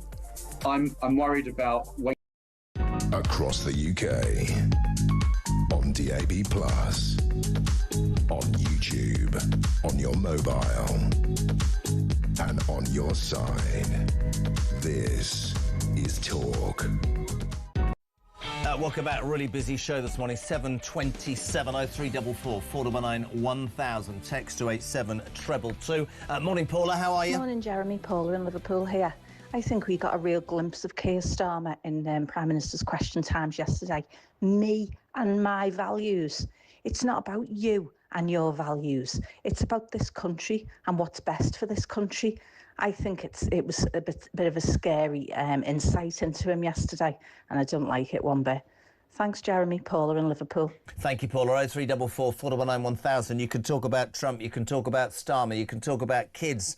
1 in 4 starting school in nappies, parents not teaching them to feed, read, do anything. What's the risk? I mean, that's a big story. You can talk about veterans. I should let you know our reporter Samara Gill will speak to veterans down in Westminster. Did it yesterday after Labour tabled an amendment to the legacy bill from the Tories, which basically said, thanks for doing your job in the armed forces and being on a crap pension, we are actually going to prosecute you. We say a very good morning. This man is a legend, former Deputy Speaker of the House of Commons. I wish I had more time today, but I don't. Nigel Evans, how are you?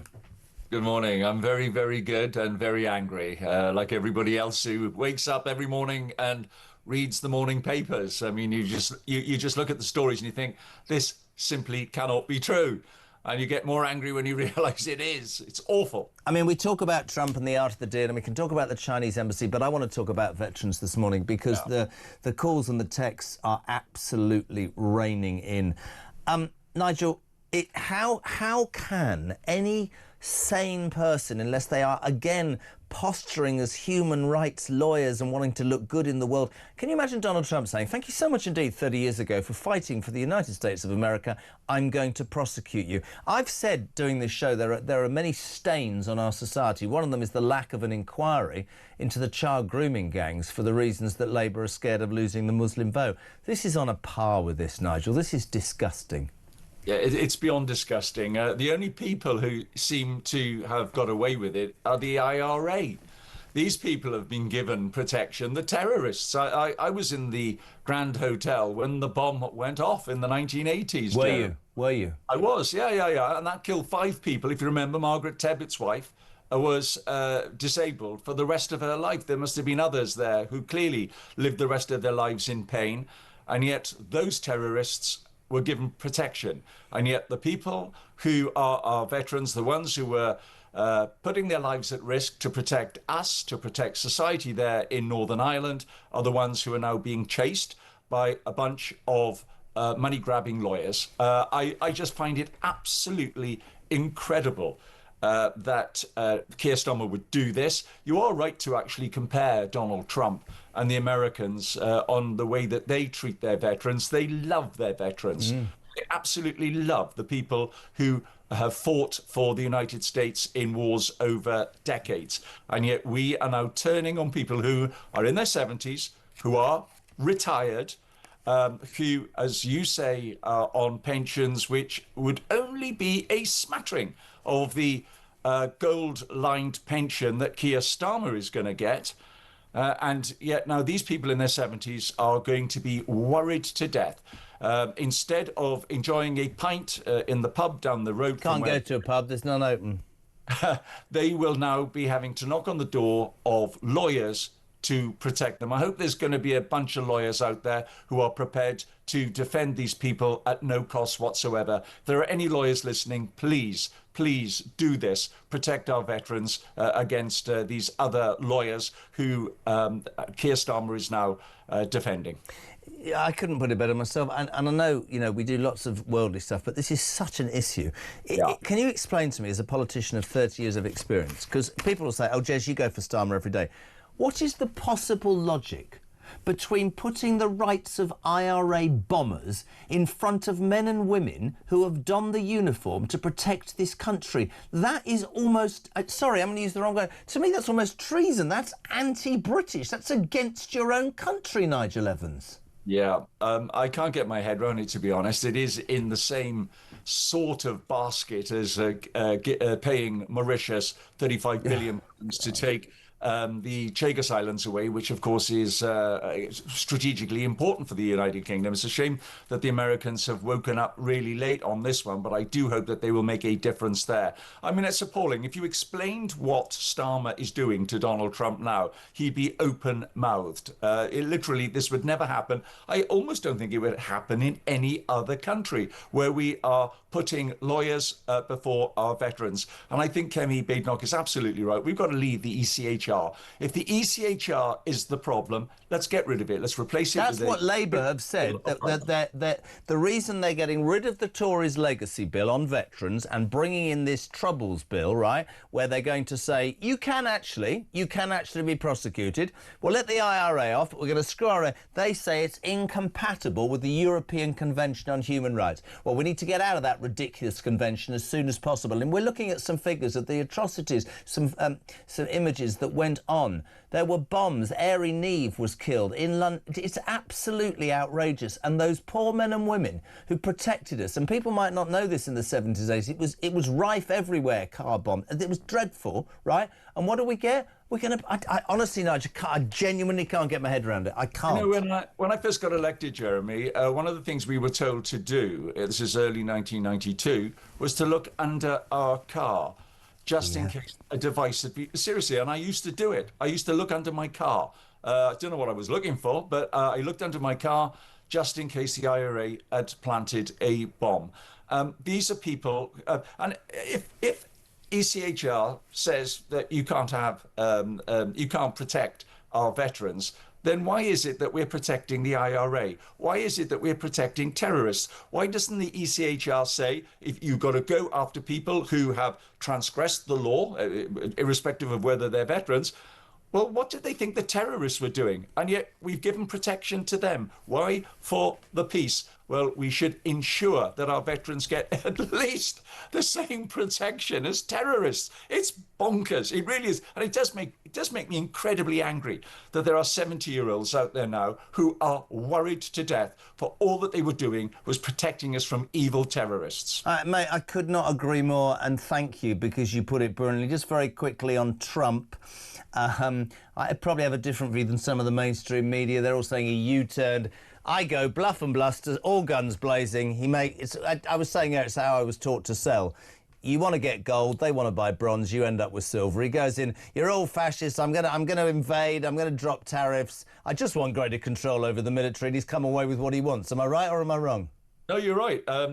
They don't know how to deal with Trump. No, they don't. The way that Starmer deals with Trump is not going to Davos, so he doesn't have to talk to him. And I thought we all thought Davos was his favourite place. They were slightly confused by that, if we're honest. It's a bit odd that it's all right for Nigel Farage to go to Davos, and yet Keir Starmer, our Prime Minister, won't go there. Why? Because he's packing his bags ready to go to China. And, you know, China is the great beneficiary of the Chagos Island sellout.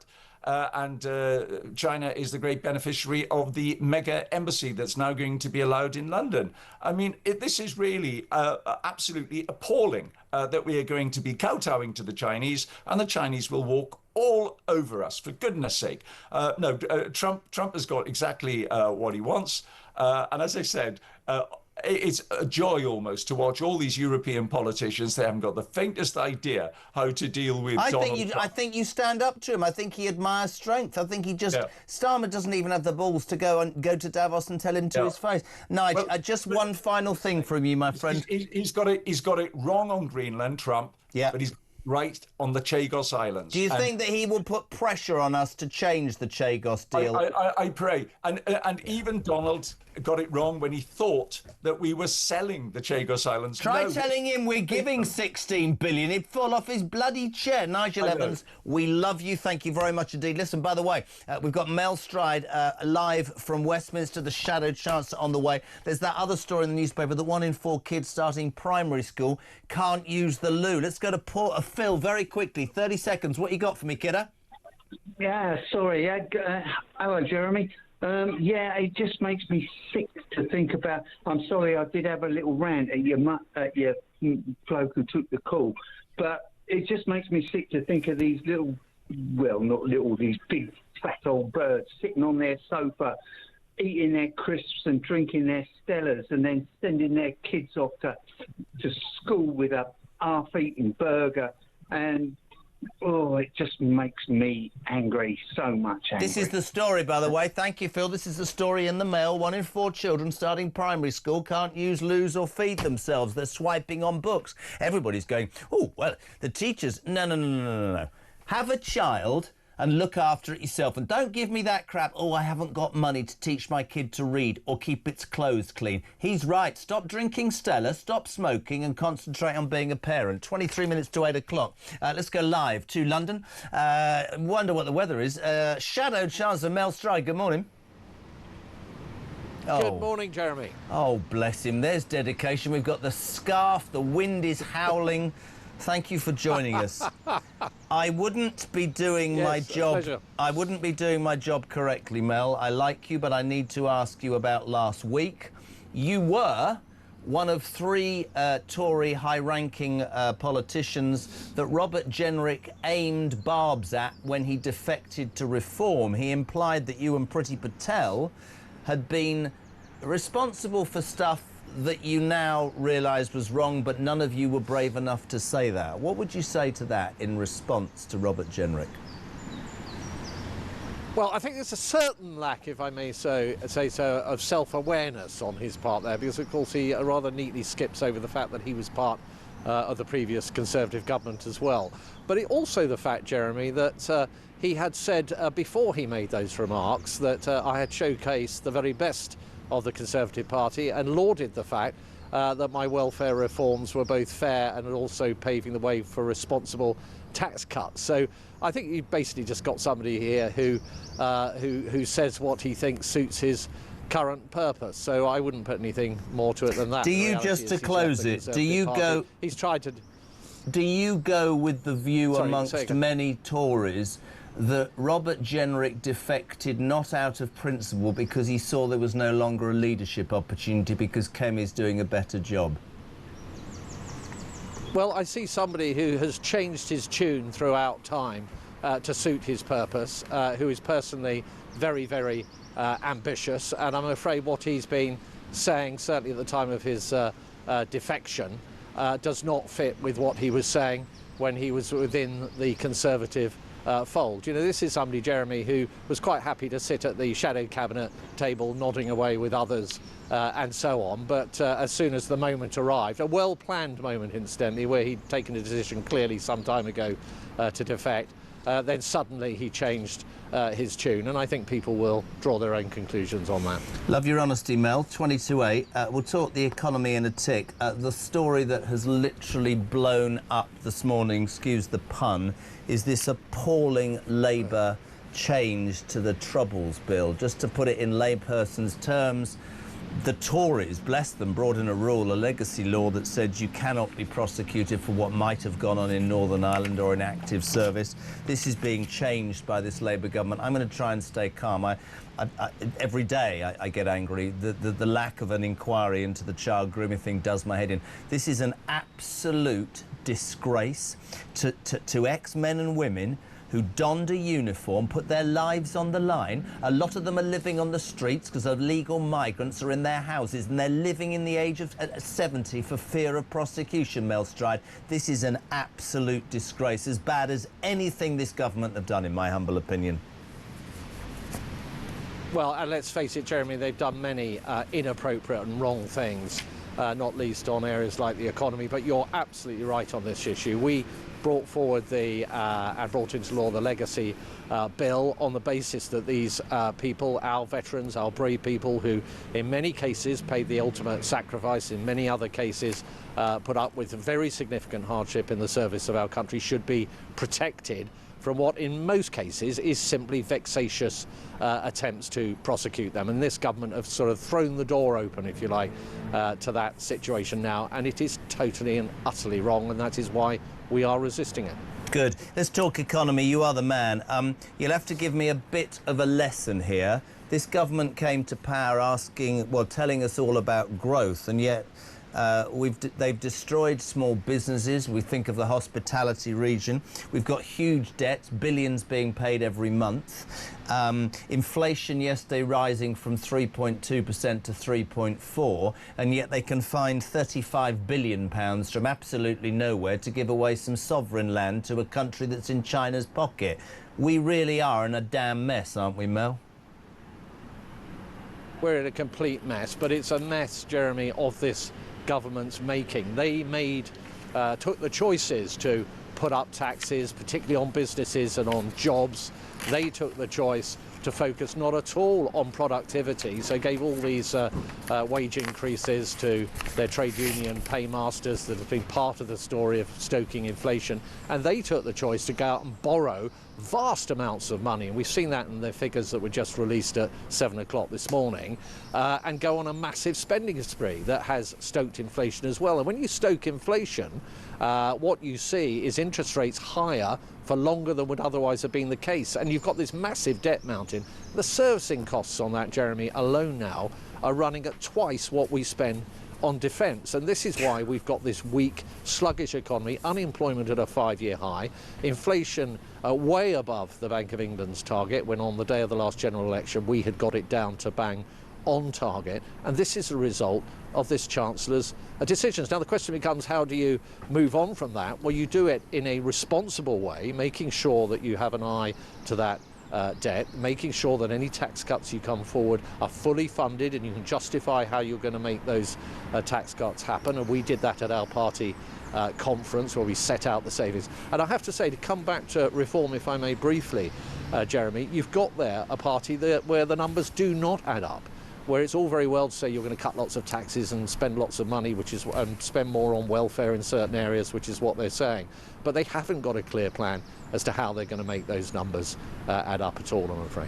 One of the things that I was critical about Kemi Badenoch, I don't know, sorry, was that there was silence for quite a while. Now it seems, there was a poll yesterday that said she's more popular than Farage. It seems that the message is getting through, and your argument is based very much on everything is costed, and it's easy to shout from the rooftops about we're going to do this, we're going to do that. But what the game the Tory party is playing, slowly but surely, to come back from the most hideous spanking, we know why, and all of you who are now on the front line know why. But the idea is to say, look, yes, mistakes were made. If I'm right, tell me otherwise. We're not going to jump. We're going to take our time. We're going to put policies that are properly and utterly tested, and we know that they make sense. You know, if I put this to you as the Shadow Chancellor, I hear, you said it just then, to service the debt, on the interest on the debt is billions of pounds a year. It's fiscal madness. They are a typical Labour government that spends more, takes out more than they put in. That's just how my old girl used to put it. I don't know where this ends, but it is fair to say, is it not, Mel, that every time we've had a Labour government, this country has been bankrupted, and they are showing themselves true to form to be doing that again.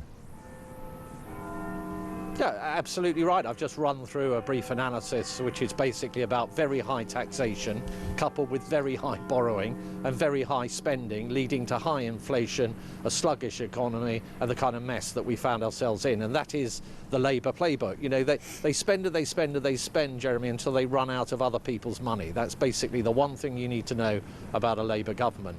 But equally, I've also given you a brief critique of Reform, who are promising a great deal but not doing the hard thinking as to how they're going to afford to pay for that, and that leads to its own problems. So you're absolutely right. We are the party that is forging a very clear path based on fiscal responsibility, so making sure that the numbers add up, that we recognise we can't go on living beyond our means. And I set out at our party conference £47 billion of savings, including £23 billion of savings in the welfare budget, getting people off benefits and into work. That's what we've got to do.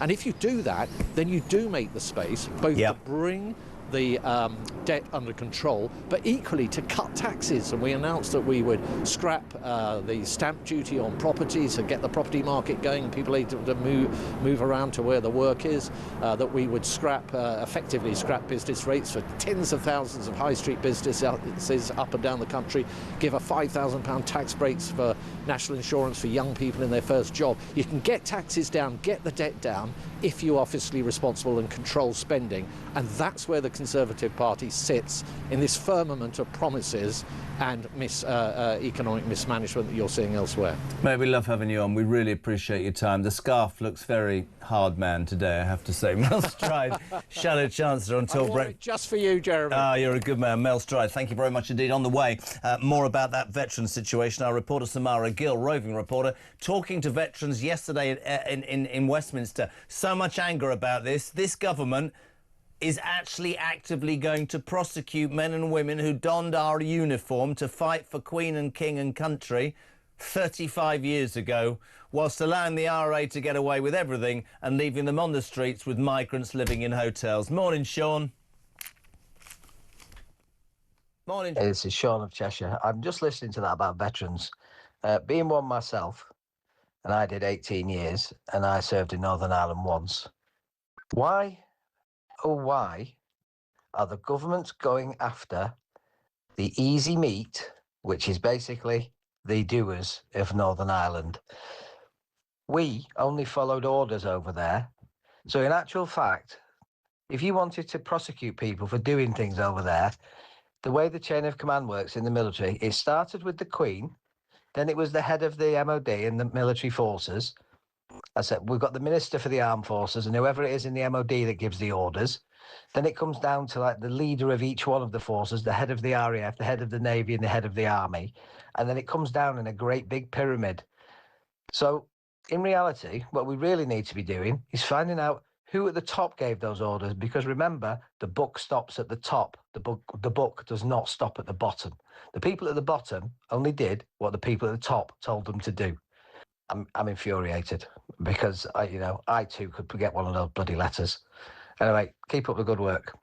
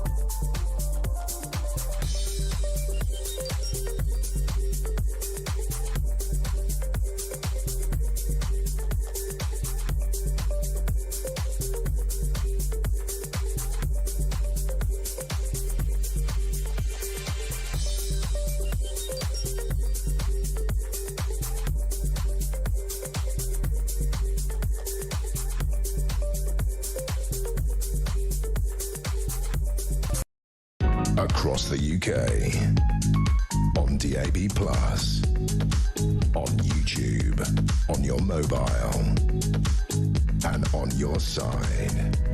This is Talk.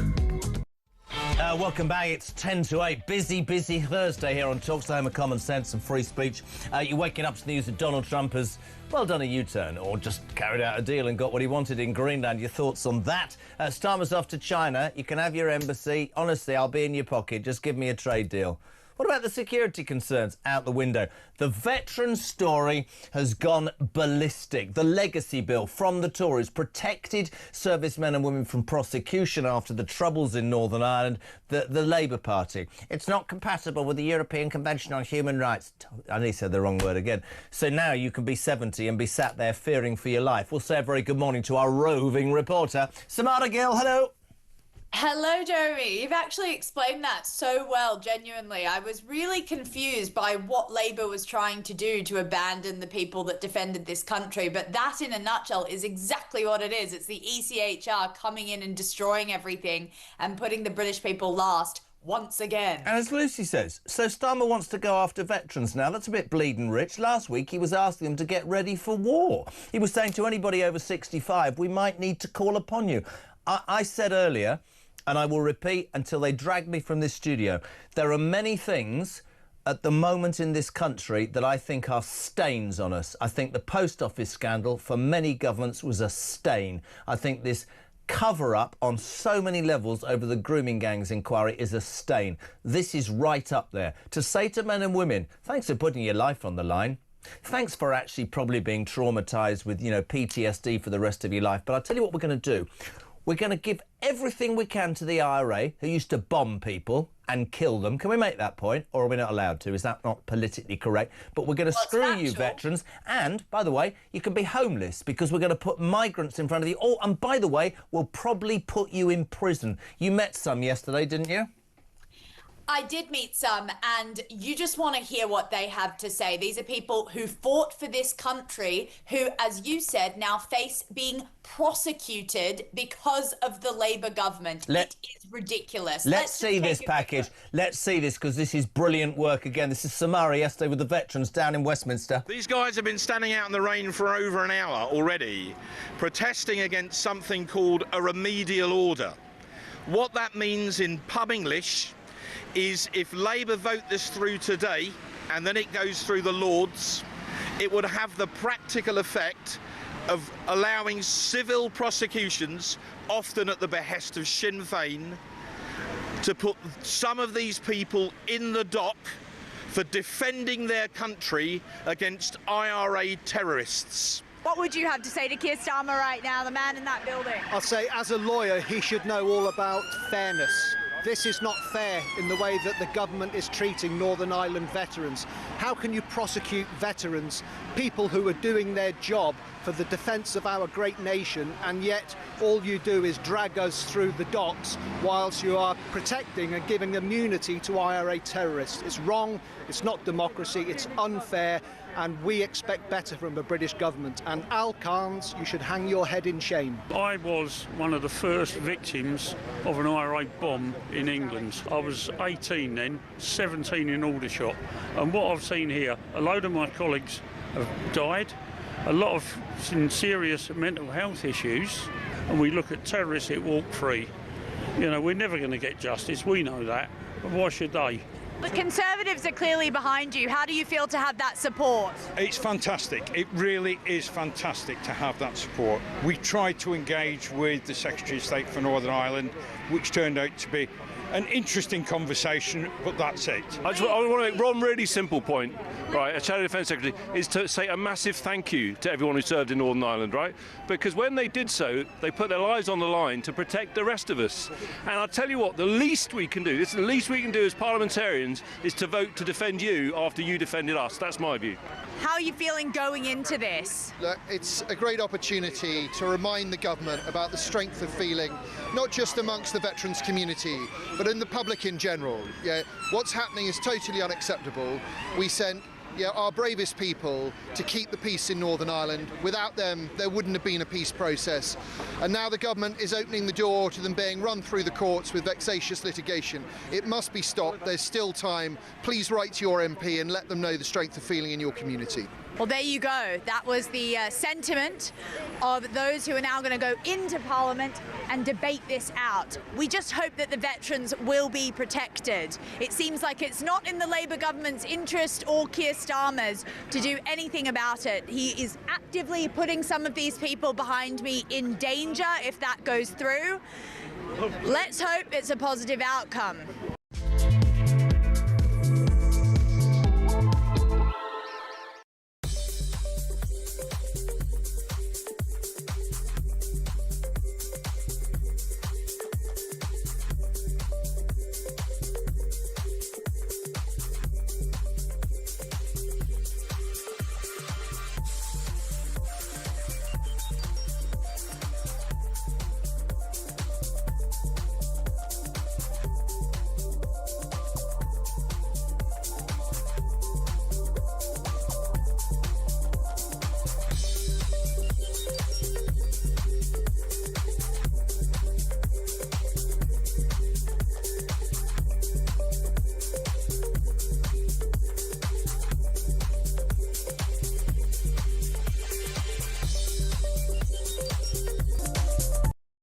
Time.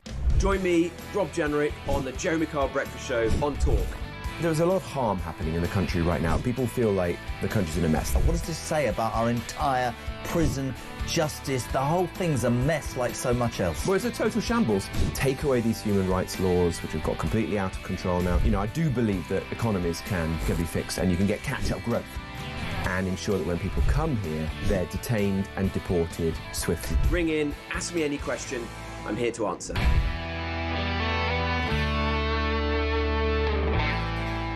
No more distractions, pointless, costly by-elections. Let's get on with the job. job. I don't care how much they cost. Democracy is expensive. Otherwise, we just have a totalitarian state and never bother having elections. I was elected by the people of Romford, and I represent their views. And that's one of the reasons I've gone to reform, because I speak to everyone in Romford, and they all say to me, Andrew, you know, you've got to do this to So you've actually had support on this. Well, in that case, you wouldn't be worried about having a by-election then, would you? I'm worried about wasting time when... Across the UK, on DAB+, on YouTube, on your mobile, and on your side. This is Talk. Welcome back. So from 8 o'clock, Dan Hodges will be on this show. And don't forget, from 9 o'clock, Rob Genrich. They've all had him on talking We're getting him on to answer your questions. Ring Rob is on from 9 o'clock. Get your calls in straight away. 87222 on the text. You can leave a voice note. This is interesting. Morning, Jez. As a vet, I'm furious about this traitorous government. Looking at the voting, I'm also pretty bloody angry that Robert Genrich, Nigel Farage and Richard Tice didn't vote. That's basically an I vote in my mind. Can you please ask Robert Genrich, says David Hull, where the bloody hell were reform last night? You saw all the Tories there on Samara. We had to cut us short. We're out of time. You saw James Cartledge, Shadow Defence Secretary, you saw Alex Burkhardt, you saw Mark Francois. Tories at the front of this. Where were reform? Perfectly justifiable comment. 0344 419 1000. This veterans saga is absolutely dominating this morning. What the hell has happened to this country, Jez, when vets are getting prosecuted for the moral rights they fought for, and Sir Keir Starmer bangs on about this country being built on? What the hell has happened to the great in Great Britain? Mark in Birmingham. Jez Shane in Bournemouth. Is Starmer going to order Prince William to be prosecuted as well because he served in Afghanistan? No, hopefully just Harry. I shouldn't have said that. Right, listen, almost 8 o'clock. Dan Hodges, Mail on Sunday commentator, fantastic guy as well, will be with us after the news today. Keep those calls coming. Those voice notes sustain us throughout the show. Just remember, it's easy to get through to Christian. He's very good at what he does. Morning, Jay. Jeremy, great show as always. Just want to point out, this is what I don't get with Starmer. This shows how stupid the man is when it comes to being a people person. OK, we might have to put British troops in the middle of Ukraine, even though they're part of NATO, and Uncle Vlad don't want that, does he? He's not happy about that. Anyway, long story short, let's throw this out there. Oh, 20 years from now, let's start prosecuting when the next Labour government potentially get in down the line. Hopefully it won't be for 50 years or ever again. Hopefully they'll just disintegrate. But let's start prosecuting all them troops we put in Ukraine that had to open fire after they got bombed out the ground. Like, 1 minute they want to prosecute the veterans. The next minute, oh, we need you out on peacekeeping missions. Like, no one wants to fight for this government.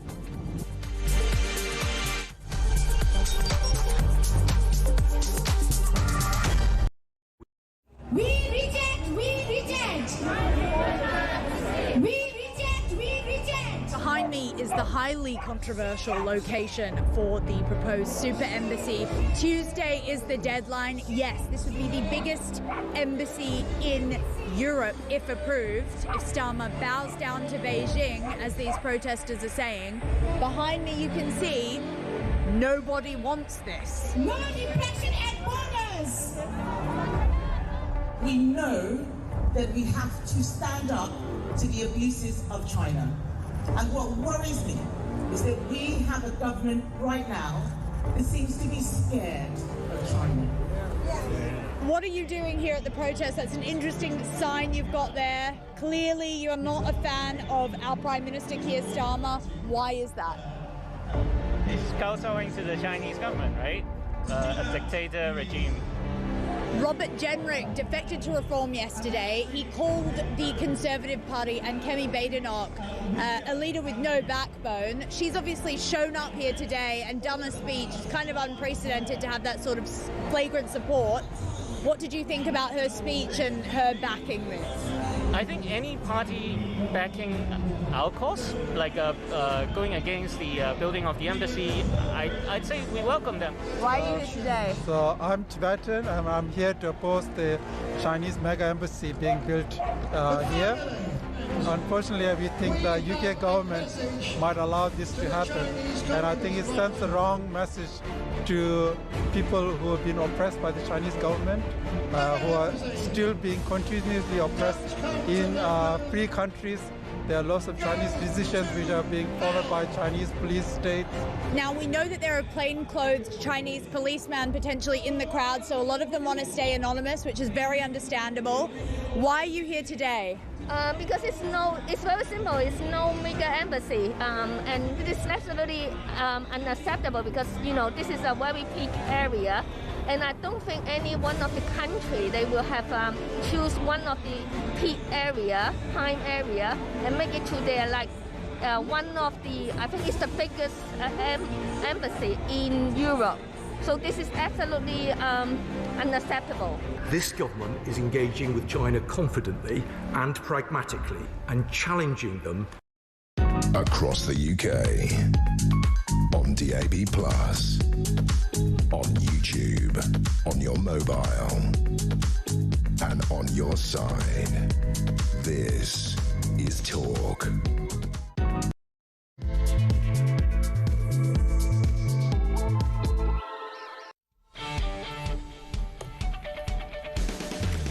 A very good morning. Just gone 8 o'clock. We're live across the United Kingdom. It is a Talk Breakfast. It's Jeremy Kyle until 10. This is the home of common sense. It's where workers in Britain, the alarm clock Brits, come to have the say on the news of the day. You're waking up to loads of stuff. Donald Trump overnight. Some people will say U-turning. He's not going to invade Greenland and he's not going to instigate tariffs against the UK and other NATO regions because he says we've reached a future framework agreement. A lot of people, a lot of press are saying he's U-turned. Starmer and the rest stood up to him. Starmer didn't go to Davos. Actually, the truth is, in my opinion, you might disagree, it's the art of the deal in the terms of the way Donald Trump does business. Shouts and screams, makes lots of, challenges and threats because he knows exactly what he wants to get and walks away getting it. Did Europe get hoodwinked? What do you make of it? 0344 499 1000. Starmer stood up in the Commons yesterday and said, I will not yield. But he was in Westminster, not in Davos. Which is interesting. He did, though, allow that Chinese super embassy to go through, and he is, in fact, giving the Chagos Islands away, and he is apparently off to China for a visit. I wonder how much involvement Donald Trump will have on those two things. But the story that is getting you, and quite rightly today, is the story about how this damn government feels it's justifying in treating our veterans. Let me just tell you a story, right? Men and women who went to Northern Ireland served amongst the bloody horror of 25, 30 years ago. And I'm old enough to remember car bombs going off, people being mutilated, the IRA at that point, horrible, horrible terrorist atrocities. We sent our men and women to fight. They did what they have to do, and I'm pretty sure that in those instances there will be, as I said earlier, clandestine things happening. The Tories, when these first murmurs of, can we bring a civil prosecution against a soldier because he pointed his gun at me 30 years ago? Did he? Probably a good thing. The Tories went, no, to their credit, we're having a bill, it's not happening. Sir Keir Starmer and his government have torn that up. They say it is incompatible with the ECH. Oh, Jesus. And so you have a raft of veterans across this country whose lives were probably decimated by what they saw. Many have PTSD, several are homeless, at 70 years of age are now living in fear of being prosecuted, which is being encouraged by a government, right? Let's have this out straight without wanting to upset anybody. With a government that won't do anything about a grooming gang inquiry, how young girls were raped and groomed by gangs because they're scared of upsetting a certain population in this country. This is a government, OK, that literally thinks it's OK to say to men and women who put their lives on the line, you don't live on the streets, we'll favour immigrants, and while we're at it, OK, we might put you in prison. And people wonder why people have no confidence. Morning, Trevor. Morning, Jezza. Great show. Trevor from Milton Keynes, been on the road since 6 o'clock. So this crisis about the armed forces, absolutely ludicrous. I was speaking to my son, 20 years old, who's looking for a change of career. First of all, we talked about the police, as I'm ex-police. And I've sort of said to him, there's no way I'd go back into the police now with such a woke lack of decision-making and poor policing service. Then we talked about the armed forces. And his immediate reaction is, why on earth would I go and fight for this lot? And then I said, well, if there's a war, you might have to. He goes, I'd rather go to prison. There's absolutely nothing in this country at the moment that is worth fighting for. And it's getting worse and worse. How does that sound? That is my point. How the hell does that sound? Let's bring in our next guest this morning. Always lovely to have him on as well. Commentator, Mail on Sunday, Dan Hodges. A very good morning. Welcome to Talk Breakfast. Morning. We can talk Starmer, we can talk Trump, I'm sure we'll talk about school kids. This veteran story will not go away, and I have absolute, total understanding as to why not. We have a government that is saying to servicemen and women, Dan, thanks so much for putting your lives on the line and being screwed mentally and probably physically. We know you're 70, but because this whole thing sort of sits uncomfortably with our human rights ideology and doesn't really fit in with the ECHR, we'll probably prosecute you lot and you'll probably end up going to prison. I'd love your take on this, because I think it's an absolute national shame. Another one. Again, it's one of those ones where I'm scratching my head. I mean, I genuinely don't understand how we've reached this point. I mean, you were obviously talking about your personal memories of what people sort of euphemistically called the Troubles, and I obviously lived through the sort of tail end of those, well, actually a significant part of those as well. And, I mean, you touched on the impact, and obviously very eloquently, on the impact on the individual servicemen, their families, the impact it'll have on them. But there's also a broader issue here, which is the point I don't understand, which was, you know, I also was fortunate enough to live through the peace process. Obviously, it doesn't get a lot of credit for it, but famously started by John Major and then concluded by Tony Blair. And there was kind of an understanding at the time of the peace process that people had to make very, very difficult decisions, and people had to make very difficult concessions and sacrifices for peace, and that one of them was effectively that we just had to draw a line under, you know, the appalling atrocities that were committed on both sides of the fence, let's be honest, at times, during that conflict, and that to have peace, we all effectively had to move on. Completely agree. And how we got into this situation where we're relitigating the events of that times. I mean, I think it was kind of in some way tied up in the Bloody Sunday inquiry, but the reality is, just as I said. But Dan, the reality is we would just move on from these. And I get that, but the reality is, and the anger is not just at the gall of this. It's the imbalance actually is what's needed to be outed on this, right? You said it, and I thought you said it brilliantly. You just said, and I'm sure there are in hindsight rights and wrongs on both sides, but the IRA and terrorist organisations are not in the same position as our veterans are now being treated. And we can talk about the state of this world and where we're at. You heard that voice note. Why would anybody now sign up to represent a country that 30 years later can say, we know we gave you that order, we know we told you to behave in that way, but now we're going to prosecute you for it, just to bend down with respect at the altar of the ECHR? I think it's a terrible way to treat people, pal.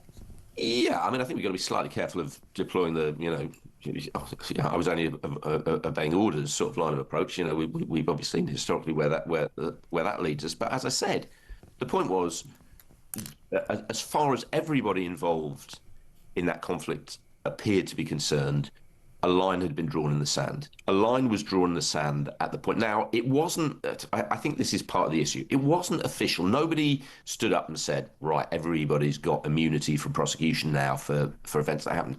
But there was broadly an understanding that in order to deliver peace, everybody was just going to move on. And as I said, I don't understand. I mean, obviously, I understand for victims on both sides. I can understand why they if they have had relatives who were killed in this, why they want justice. But I think this is one of those issues where we have to look at the broader picture, and I do not understand in whose interests it is served by, as I say, continuing. Do you understand the anger from the veterans at 70? Let me read you this. Yeah, absolutely, of course. He says, I'm 70, I'm a Northern Ireland vet of a number of tours of duty, a sad state of affairs when I'm trying to live off my basic pension. I'm now waiting for the damn door to be knocked. That's what you're saying. And look, here's the other thing as well. These offences took place so long ago, or these alleged offences took place so long ago. I think it is highly unlikely any successful prosecutions are going to be brought in relation to any of these issues. It seems to me the only practical outcome of this will be, as you said, to instill fear into a significant number of veterans who were serving their country at that time, also thought that this was a period where we'd all moved on from, and actually were thinking, you know what, in my way, I actually did my bit for actually bringing the peace process about, and now, as you said, just waiting for the knock on the door every morning. I mean, who is it in whose interest? And also, no, I'm with you. And also, what about this? I think this is also the point, Dan, which is the future. George says, imagine in the future our armed forces get engaged in a gunfight, Jez, and the conversation goes like this. Excuse me, Sarge, should I return fire? For God's sake, no, because if you hit somebody, somewhere down the line, you might go to prison for it. And I think that's also a very real reality from what is a mess, and this is all on the altar of the European Convention on Human Rights. Let's talk, if we can, about Trump. I had a great conversation with you last week about Trump. I have a feeling we might disagree, and I'm not sticking up for him because he drives me mad. The Greenland deal, many in the press are writing this morning, is a complete U-turn. He's U-turned on invading Greenland, he's U-turned on tariffs. And yet I sort of see it as the art, because I've read that book, the art of the Trump deal, which is to shout and scream and make loads of threats, and a bunch of patsy leaders who won't stand up to him face to face, not very often though, then give him exactly what he wants, which was never what he sounded out in the first place. He's got more of an involvement and control over a larger military base in Greenland. Bob's your uncle and home he goes on Air Force One. Thoughts? Yeah, I am going to disagree on this one. I mean, I think this is part of the thing in relation to Trump, that if on those occasions he does get what he wants, he goes, aha, people say, ha, look at Trump, brilliant, he's got what he wants. And then when he doesn't get what he wants, people go, aha, it was all part of some masterful 3D chess, art of the deal thing he was playing. I mean, the reality is that at the moment he has backed off. I mean, you're saying the art of the deal. I mean, what has he got in relation to Greenland? At the moment, he hasn't got what he clearly set out for, yeah. What he wanted. I mean, he was sending out videos only 24 hours ago of him planting a flag in Greenland, saying it was now American territory. So he obviously hasn't. He's obviously backed off at the moment. The question is, with Trump, he's so volatile. I mean, frankly, I'm going to be completely honest with you. He's so irrational and deranged now that we don't know where he'll be in 24 hours. But on this one, and I've actually written it in the Daily Mail this morning. On this one, I'm going to be honest. I'm going to give Keir Starmer some credit. Finally, Keir Starmer did stand up to Trump and told him, no, I'm not going to back you. He said, I'm not going to yield. I'm not going to yield. I said that at the beginning of the show. He did. He didn't do it face to face, though, did he? To be fair. No, he didn't. No, absolutely. And I think on this one, Keir, never hear Keir. This would actually been one of the foreign trips. It would have been good for him to go on. But I think more broadly, I think this is the model that people need to adopt now. People have given Trump a chance. People have indulged him. It hasn't really got anyone anywhere. The reality is it's not just Keir Starmer, but everyone in domestic politics. There's this sort of fetishization of Trump. You've seen Nigel Farage is always wandering around saying what great mates they are. We saw Kemi Badenoch thought she was going to be clever yesterday by raising Trump's criticism in relation to the Chagos Islands and outflank Keir Starmer, and it didn't work. And the reality it didn't work is the British people have. I think the British people have rumbled Trump. Right. At the beginning, he was quite funny, he was quite different, he was quite amusing. But if you saw yesterday, just, for example, his comments when he turned up in Davos, and he literally said, we won the war, it was all because of us. If it wasn't for us, you'd all be speaking German and Japanese. I happen to be saying that in a part of Europe where the majority of the population do actually speak German, just naturally. But the point is that we've had enough of this guy now. Like I said, it was funny at the beginning, and I make a serious point. If British politicians want to align themselves with Trump because they think his broad political agenda is aligned with them, fine. But they're going to get a shock because, like I said, the British people have had it with that. Do you firmly believe that? Listen, I'm not an apologist for Donald Trump. There's plenty that I don't like about him. I will forever say to anybody, you included, that some of what he's done, the front that the man has, which of course alienates all the diplomats and many journalists, I wish we had more of that. I mean, we spent 10 minutes talking about veterans. Can you imagine Donald Trump, like him or loathe him, allowing veterans in the US forces to be prosecuted 30 years on? No, of course he wouldn't. And that, that's the reason I threw the story at you this morning. I don't know whether the people are fed up with him. I'm sure many are. I should think there are several as well who would look and go, I wish we had somebody with the front to do something about it. I mean, you complimented Starmer. I started the show by saying maybe we should give some credit, but he didn't go to Davos, did he? Didn't go to Davos at all. I'll tell you what I do want to ask you about Trump and the impact. Keir Starmer and the Chinese embassy, again, oh, that's it, ignore your security services, you can have it built. Everybody will say, you know, is it trade, are you in the pocket? Do you think Trump will jump up and down about that and about the Chagos giveaway? Do you think that will impact on British foreign policy on these two things at all, Dan? No, I don't think Trump will, because as I said, Trump is now, frankly, so random and irrational. I mean, we have to remember Trump initially warmly welcomed the Chagos deal, and the only reason he criticised the Chagos deal is because, you know, again, credit to fair play to Keir Starmer. Starmer said yes to try and pressure Starmer over Greenland. I think, but you're right about China, and this is the problem. Now we finally, as I said, credit where it's due, we've finally seen Starmer standing up to Trump. But Starmer needs to start to stand up to China as well. The Chinese embassy decision is absolutely ridiculous. We all know what that. We're talking about an embassy. It's not an embassy. We on the Mail on the Sunday were the first to sort of break the story of the fact. We got sight of the plans and the fact that there's, this what's been called a spy dungeon would be installed in the place. It is going to be the primary espionage and surveillance hub for the Chinese state. Then why has he agreed to it in your mind? The reason why is, frankly, Britain is broke. Britain is broke. We're borrowing too much. We're spending too much. Starmer is going to China later this month. It will not be. In classical terms, a diplomatic visit. It will be a visit by someone who will be carrying around the begging bowl. He and Rachel Reeves. But why don't you change your policies then and stop spending more than we've actually got?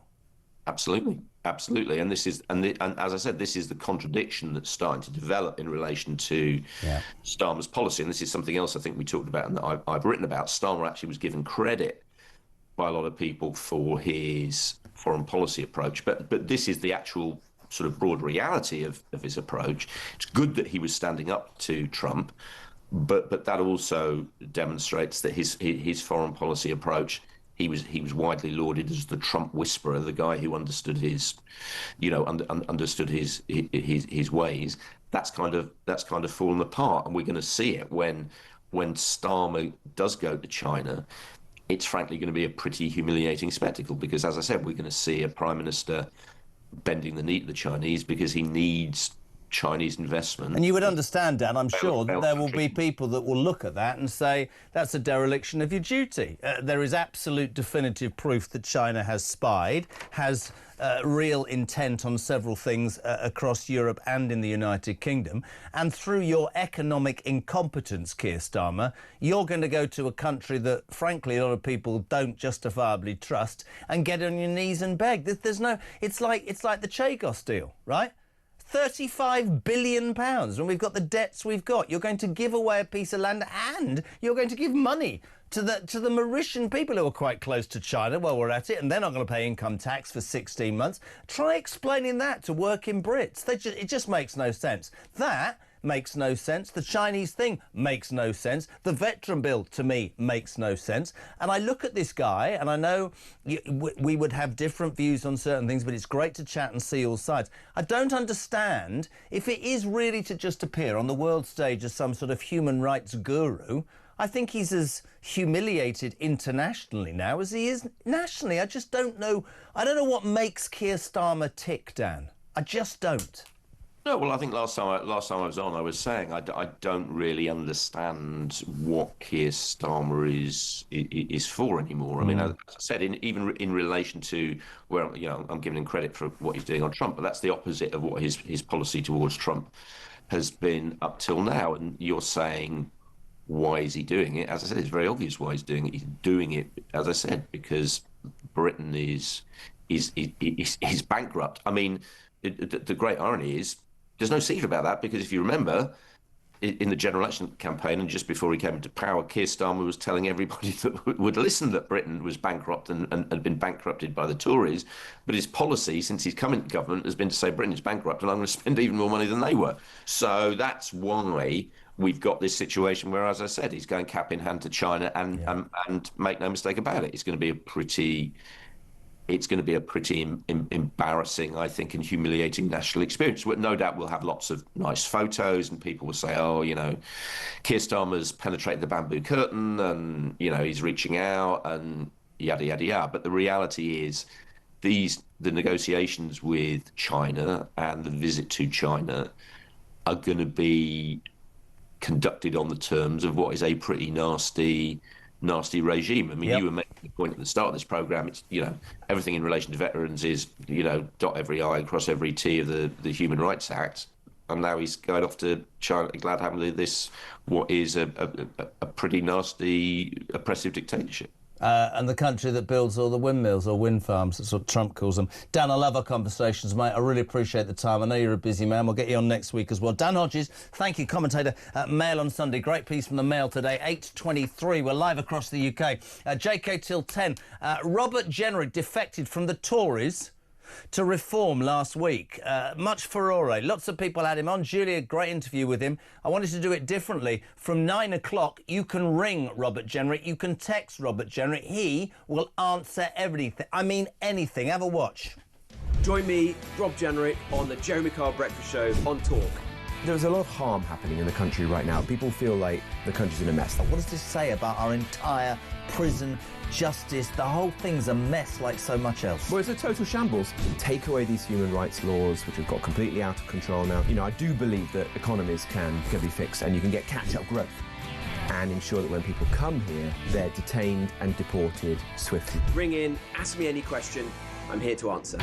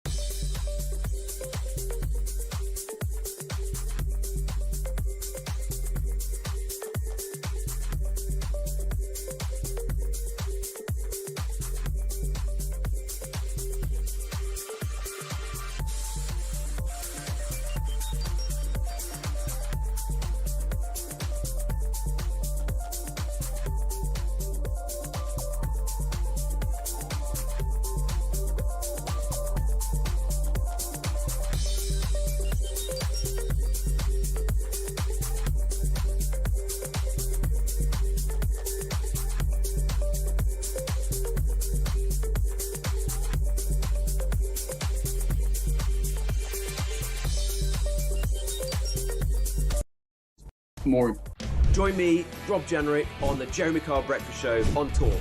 There's a lot of harm happening in the country right now. People feel like the country's in a mess. What does this say about our entire prison, justice? The whole thing's a mess like so much else. Well, it's a total shambles. Take away these human rights laws, which have got completely out of control now. You know, I do believe that economies can be fixed and you can get catch-up growth and ensure that when people come here, they're detained and deported swiftly. Ring in, ask me any question. I'm here to answer.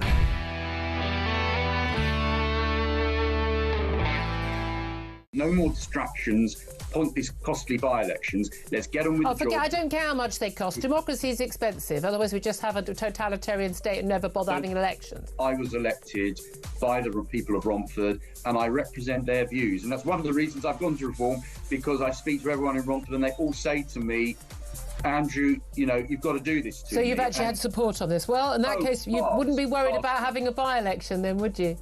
I'm worried about wasting...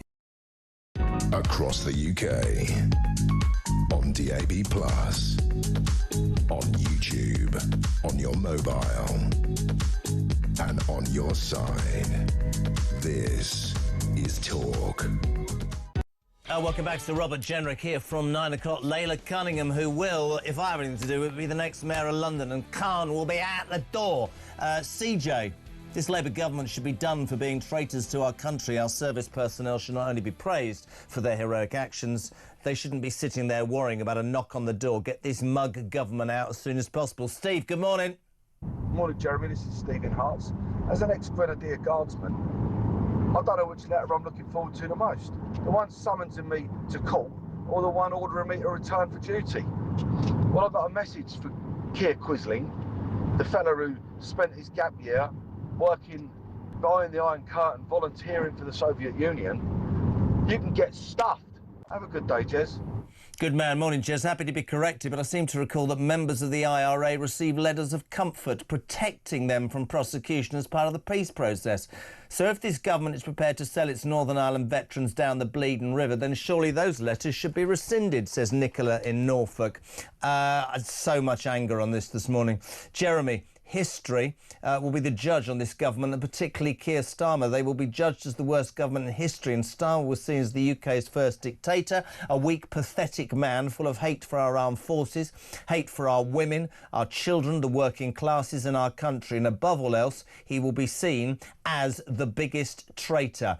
Steve in Essex, come on, Jezza, this veteran nonsense is solely about Starmer opening a new cash cow for his human rights lawyer friends. Couldn't agree more. Morning, Jez and team. Great show as usual. Read the prosecution of our ex-military.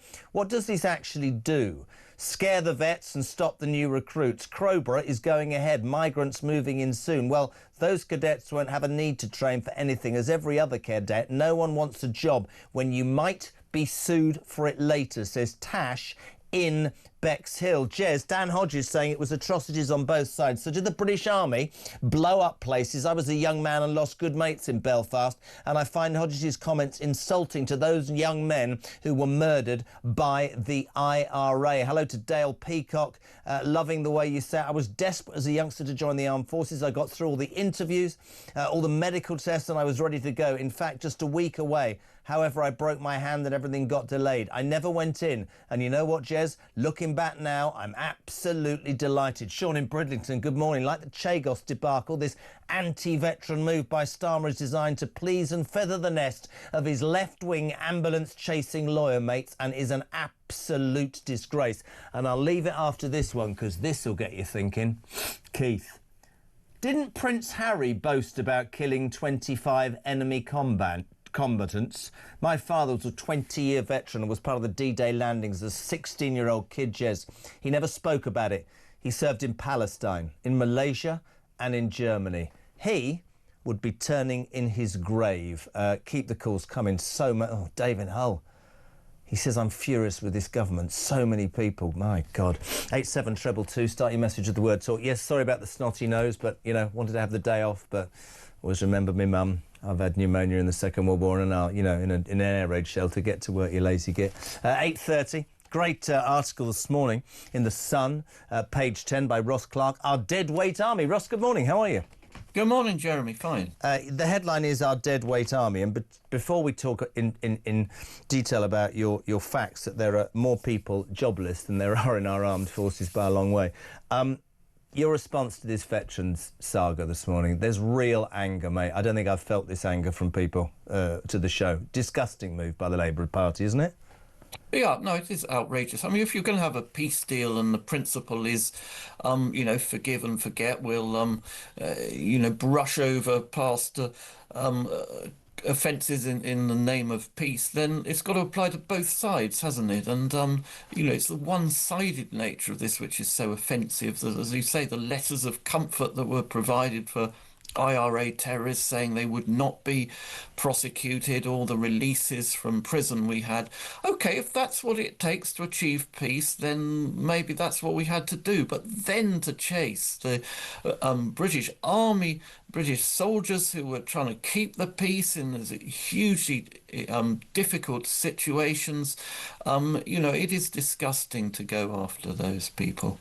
Great headline, Our Dead Weight Army. Britain's jobless includes 584,000 people aged 16 to 24. Why not get some of them into the actual army? You say that imagine if Britain had a regular army of 4 million rather than the 74,000 personnel serving. What's your argument overall? Because would the army want jobless, feckless young kids, really? Would they? I don't think people are necessarily congenitally feckless. I mean, you know, somebody might be feckless at the moment, but doesn't mean they can't be reformed and given useful work and so on. But I mean, this comes off an incredible statistic that there are over 4 million people now claiming universal credit without any requirement even to look for work. And worse, this has grown by over 1 million in the past 12 months alone. And you remember when this government came to power, it was all going to reform welfare. We were going to cut, we were going to do zero tolerance of fraudsters claiming welfare. We were going to have people put back to work and not so, not being able to claim that they're suffering from anxiety and so on.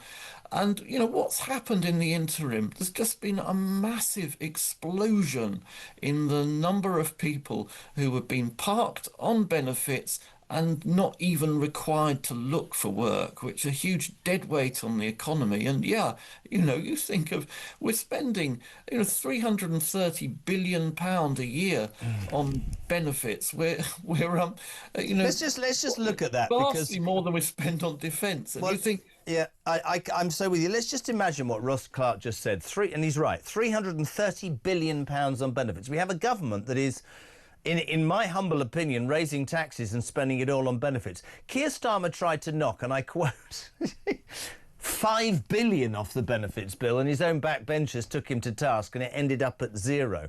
I've got a different theory to yours, but it's along the same lines as the army and you. I've forever been told, and I'm old, so I'm allowed this opinion, Ross, that we needed to allow people to come into this country unfettered, but because all those jobs like, hospital porters and those sort of menial jobs needed filling. Well, when we've now got 4.2 million people on universal credit, and before the people who are genuinely mentally ill and disabled ring me, we know that, but I think we'd all agree, right, that not everybody is that. There are those who are gaming the system or having it as a career or whatever. I would get those bloody people, Ross, a bit like you in the army, to do something for their community. I don't know whether it's join the army, cut an old lady's grass, give something back for the money we're paying them, which also gives them something on their CV and the motivation to get out of bed and the belief that they're part of something. I've said that for ages. So, in effect, I wouldn't go down the army way, but I agree with you, because where does it lead? What are you saying to people? You can choose to do nothing and we're not going to check up on you. Yeah, well, I mean, there's a fascinating experiment was carried out in the latter days of John Major's government in the 1990s, which is broadly described as workfare. There were 2 pilot areas, and the government then said, well, said to the particular group of people, well, after 6 months, we're going to give you a work placement. If you don't take it up, we're going to cut your benefits. Yeah. And you know what happened? There was a huge increase in the number of people who got jobs as a result of this, but there was also just a huge reduction in the number of people claiming benefits. Yep. And what does it tell you? That there was sort of mass fraud possibly going on. People were claiming benefits when actually they were working. Well, maybe they didn't exist. We've had this sort of Bulgarian gangs, haven't we? Claiming benefits for fictitious people or people who don't even live in the country. 54 million that Bulgarian network got in benefits. They did 3 years in prison, and they're now back out somewhere and getting 30-something grand a year of universal credit for doing nothing. It's ludicrous. And there can't be, not because we're about alarm clock Brits, Ross, but we can't go on. And some people you didn't like the phrase feckless, but this is me being straight. When I left school, you went to college, university, or work. I don't care if this is unpopular. We've made a benefit system that I think was the greatest invention in the modern world, so that all of us who are genuine people will help those who can't help themselves. And I'll nail my colours to that mast forever. But I am sick to death, as are millions of people in this country, about living my life correctly and going to work so that people can sit on their backsides and take advantage. And that was never what it was meant to be about. It can't have ever meant to be about that. No, of course it wasn't. And I mean, fathers of the modern welfare state will be absolutely horrified the way what it has become. And of course, we've got to sort of break this link between just shunting people off and not asking them to work. We've got to re-establish a link between work and earnings, and stop giving money to people to be idle and say, okay, you're unemployed, you're finding life tough, but here is an opportunity for you. Here is a job for you. Here's a work placement for you. You turn up, we'll pay you. You'll get some experience. It might not be the best job in the world, but it will be a basis on which you can then look for better work, build a career. And for so many years, and it's not just the Labour government, but the Tories before them, the coalition before that, they've all been sort of just so lax on this, just so accepting of the benefit system as it is, and just writing people off. And maybe those Labour MPs who opposed that, even those sort of £5 billion of welfare cuts, maybe they thought they were being kind. I'm sure they thought they were being kind. There is nothing kind about shunting people off onto benefits and depriving them of that sort of start in their working life. Sometimes. Do you know why I completely agree with you? I don't know whether they're kind, they think they're being kind, or they're stupid. But just occasionally, right? Let's be perfectly honest and say, occasionally you need to kick people up the backside. It's a great article today. Have to move on, but Ross, thank you. Ross Clark, great article. Our Deadweight Army, page 10 in The Sun today. I don't think I've heard such anger, genuinely. Jez, this government wraps itself in the flag whilst treating servicemen and women like an inconvenience. Broken promises, broken kit, broken aftercare, but plenty of money for everything except those who actually defended our country. Jez, loving the show. I fear this will not just stop at veterans who served in Northern Ireland. This could well open the floodgates for every other campaign around the world that British Armed Forces have ever been involved with. It won't stop here. Two-tier Kia strikes again. Paul, a military veteran, former police service in Cornwall. Good morning to you. And I'm going to go to this break with this. Jez, so technically, says Pat, if you don't die serving your country, we'll sue your bleeding arse when you come back alive. This is Talk Breakfast.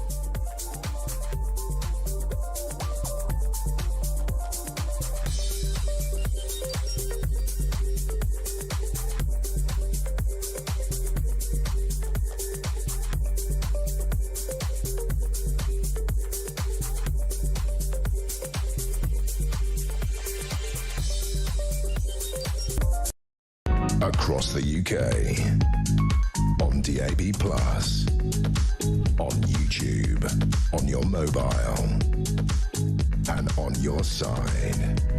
This is Talk. I'm very happy Alicia has walked into Studio 1 here at Talk Towers, 20 minutes to 9 o'clock. Jez, yet again, Dan Hodges is bleeding wrong. I and most people I know would welcome Trump being in charge of our country. He puts his country first, unlike Starmer, who puts Britain last. He's a weak, dangerous leader, says Anthony. Morning to Margaret. No, Dan, we have not had enough of President Trump from day one. One of the most of the British people I know love him. Strong leader who puts his country first. Morning, Jez.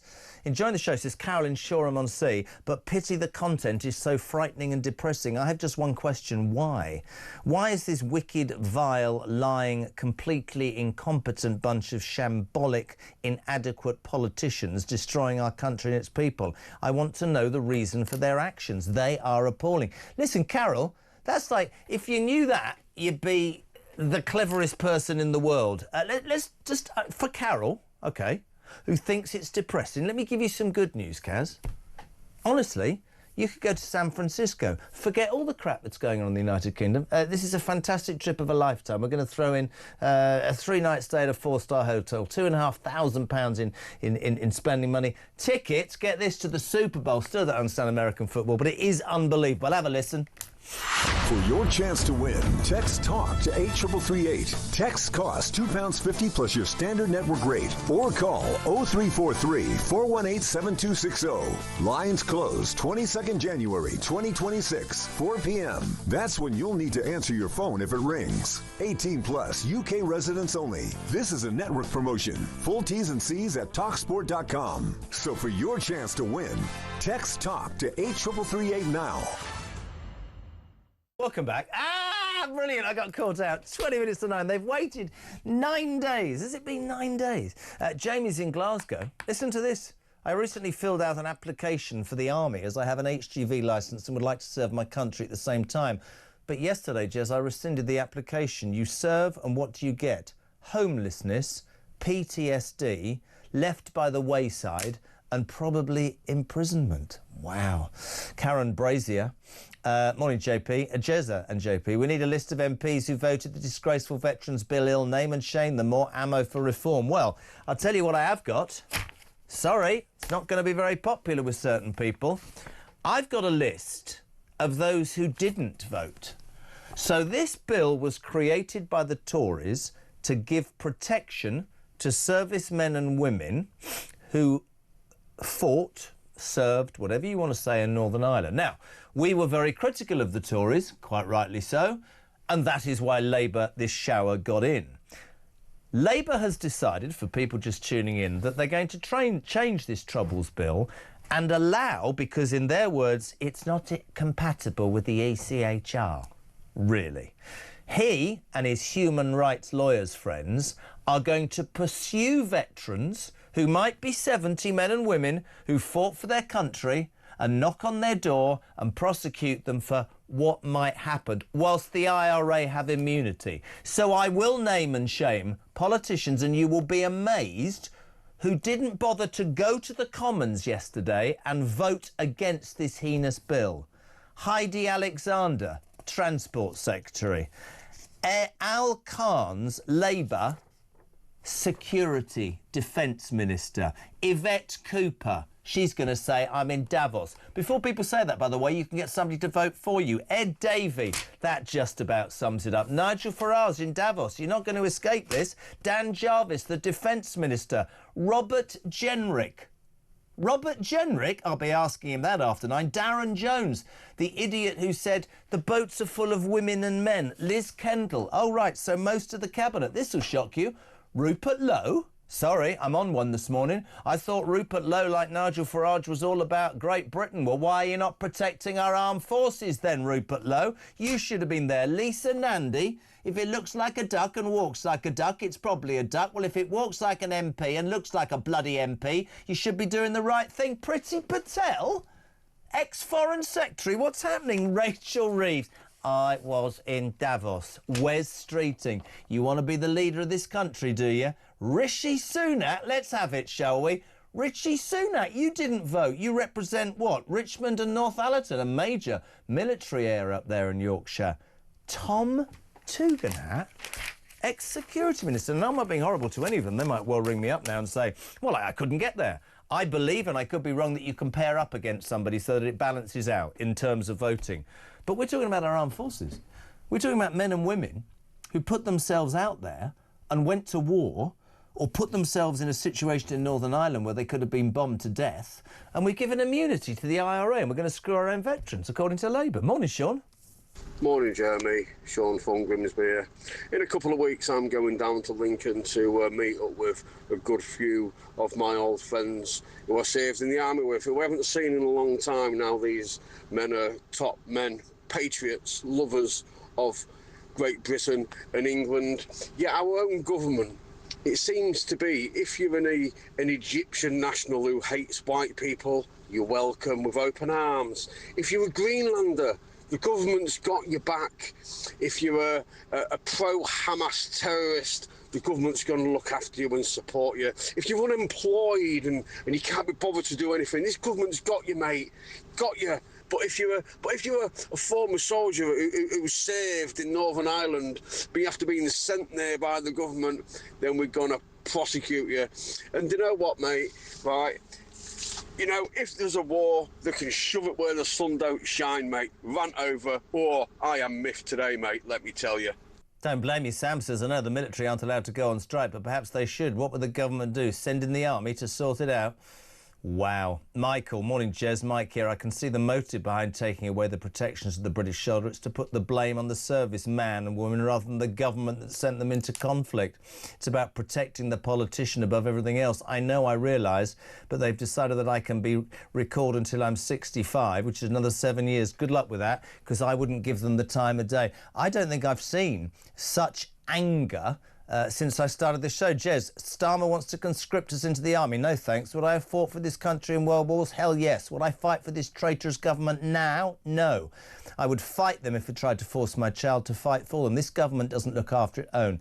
It makes my bloody blood boil. Tim, UK veteran. Starmer has just destroyed our military, our recruitment, his reservists. He can F off. We'd love to meet him in the pub. Interestingly, the PM is the ultimate commander. Is he going to be prosecuted too? Wow. Let's go stateside. Donald Trump overnight selling his... Some people said it capitulation in Greenland. Others said the art of the deal. There's only one person to ask. Arizona Morning News. Kate R. Phoenix. Good morning, LaDonna Harvey. How are you? Good morning. I'm doing good, Jeremy. How about you? I'm all right, mate. Thank you. Bit of man flu, but as I said at the beginning of the show, I used to get no sympathy from my mother, who would say something along the lines of, yeah, and I had pneumonia in an air raid shelter in the Second World War. You're going to school today. So I've sort of lived by that mantra. Donald yesterday dropping his threat to invade Greenland, dropping his threat to impose tariffs on the UK and Europe after reaching what he called a future framework for Greenland. Now here, they're split. Some are saying U-turn, capitulations, blah, blah, blah. The stuff at home means he wised up. Others are saying, art of the deal. This is the man. Threatens everything. Everybody goes, oh, my God, oh, my God, oh, my God. And he walks away with an increased sovereignty over the military situation in Greenland, gets on Air Force One, goes sod you and goes back to the United States. Thoughts? Well, you know what? It could go either way. We already had quite a bit of latitude militarily in Greenland. So, you know, I've never really quite been able to piece together what it is we think we're doing or going to do under that giant ice cap of nothingness that is that island. There was a treaty in 1951 that pretty much allows us to do anything we want militarily, thanks to us bailing out Denmark in World War II. So, you know, was this another case of Donald has one hand over here and it's doing this thing, and then he's got this other hand over here and he's doing this thing? Pardon my man hands. I swear they're not that big. I don't know. Your hands are great. I listen. It's fascinating, and it's, you know, we had Dan Hodges on, a columnist over here, a top man, a commentator from the Mail, saying no, we're done with him. People realise he just shouts from the rooftops, and we have others going, no, Dan, you're wrong. This man, I mean, you know, we had Sir Keir Starmer finally standing up to Donald Trump, but didn't have the balls, the Donald, to go to Davos. He stood up in the House of Commons and went, I will yield. You would know him better than me. I sort of feel with Donald Trump, you need to go and face him out and tell him. And even if he would spend a lifetime disagreeing with everything that's coming out of your mouth, there'd be this sort of grudging admiration that you've told him the truth to his face. Sure. I mean, I think, you know, as with anybody who is, that kind of a blustery personality, and he does have that blustery personality, not a criticism, it's just an observation. You have to be like a PM Carney from Canada and absolutely excoriate the guy. And then you take your chances on what it is he's going to do back to you, because Donald is very thin-skinned. He's got some very thin, delicate skin, and he does not like it to be marred by other people. So you will expect, once you've stood up to that particular person, that you're going to get something in return, and it might not be something that you like very much, but at least you will have done it if that's how you feel about things. Let's just ask you quickly about domestically, because quite a bit in the papers this side of the pond, LaDonna, about how you know, Americans a year and are going, well, you promised us more jobs, lower prices, gas at the pumps, you know, food in the shops, and yeah, you've saved, you've ended 5,640 wars, and you've now got Europe dancing in your hand. But are the American people starting to question the priorities of Donald Trump? So it depends on what side of Donald Trump you find yourself on. Yeah. I do not believe that if you are a hardcore Donald Trump MAGA voter, that you are disappointed in him at all. I think he's done exactly what it is that you think he ought to do, and anything that he hasn't done, well, there have been people who get in his way. I think that if you hate Donald Trump, you still hate the guy. And if you're one of those middle-of-the-road voters, and there were quite a few who thought, you know, out of the two, I think I'm going to go for this guy, I think there are mixed feelings about how we appear on the world stage and also what's happening domestically with, you know, prices and inflation and things like that. So just pick your favorite political corner and go stand in it. That's the answer. So love having you on. It's far too quick. I'm going to come to Phoenix and do the show from your house. Thank you so much indeed. LaDonna Harvey, K-Star Phoenix, live and exclusive on Talk Breakfast. 0344 499 1000 and the text message 87222. Robert Genrich recently defected, the ex-shadow Justice Secretary, I should say, who joined Reform. And listen, Julia did a great interview with him, many others as well last week. He's for you, though. I'm not speaking. You can ask Robert Genrich whatever you want. 87222, he will answer it.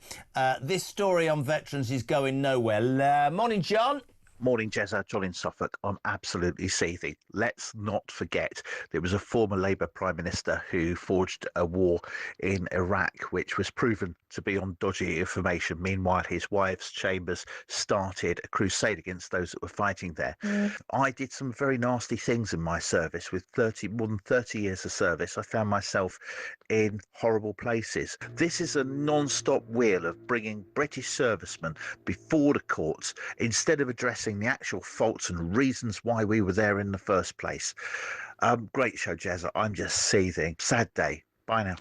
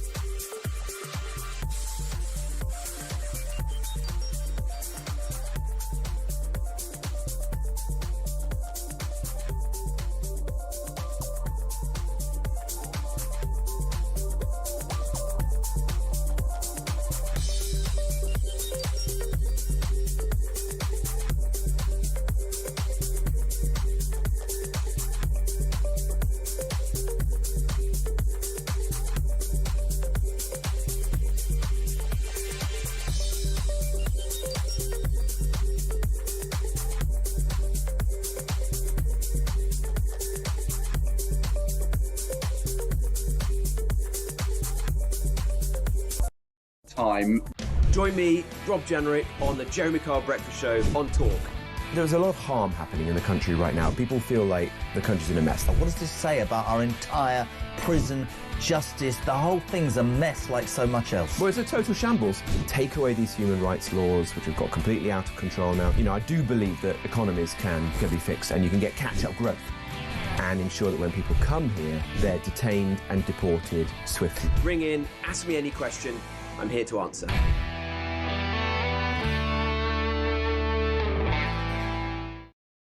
Across the UK, on DAB+, on YouTube, on your mobile, and on your side.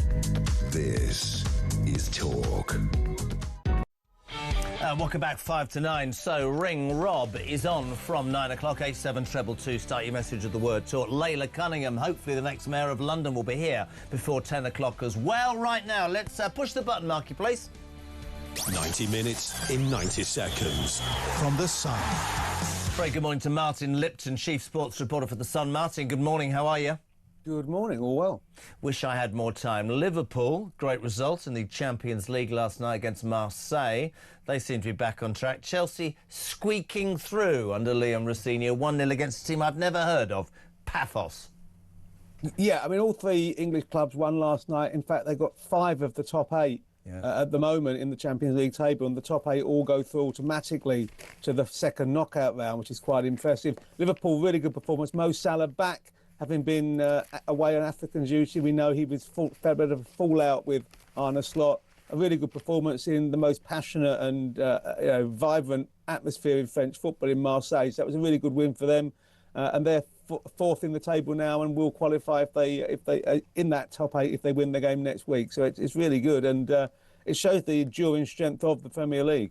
That's absolutely true. 5 out of 8. I watched my second team, Newcastle, destroy PSV Eindhoven. They could have won by a lot more. Bruno Guimaraes was off, but we'll know more about that. But, yeah, the English teams look quite good. Spurs is an interest to me. You know, Sunday it was all about he's going to be sacked. He beats Borussia Dortmund 2-0. Suddenly he's a genius. Why are they so much better in bloody Europe, Spurs, than they are at home? It's a mystery to me. Probably because they're playing against weaker teams. Dortmund are second in the Bundesliga, but they were really quite a weak side. They were Villarreal, who are 3rd in Spain, a second bottom of the European table. There is something about that. There's a lack of physicality in the European teams. Spurs were better on Tuesday, and I was there. As you know, I'm a Spurs fan, and we've been awful, and he deserved to. He's lucky to have kept the job as long as he has. That win bought him time, no question. Does he stay now? Does he go? I mean, there seemed to be Man United are at an interim stage. Many people were saying Frank will go. There will be an interim manager till the end of the season. As a fan, what do you make of that? I think it's still borrowed time. If they lose to Burnley on Saturday, it'd be very hard for him to stay on.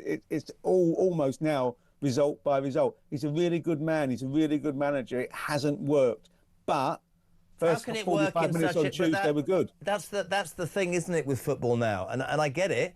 You know, they talk about projects. They talk about coming in and making something work and changing the DNA of a club. Every successful person, look at Arteta at Arsenal. He's had 6 years. Yes, if he doesn't win something this year, I think he's a goner. But every single club that's ever got anywhere has invested in a manager and gone through the lean times. But it doesn't happen anymore because of money, really, and results and the fans, right? Well, fans want to be entertained. One of the problems for Frank at Spurs is they've been awful to watch. Yeah. The home form has been really poor. They haven't been exciting. It's been dull. And if you're paying 80, 90, £100 a pop for your one bit of entertainment and release, you don't want to be bored out your box, do you? No, you're right. You're absolutely right. Martin, thank you so much indeed. Good luck to Spurs. West Ham have got Sunderland at the weekend. That'll be fun.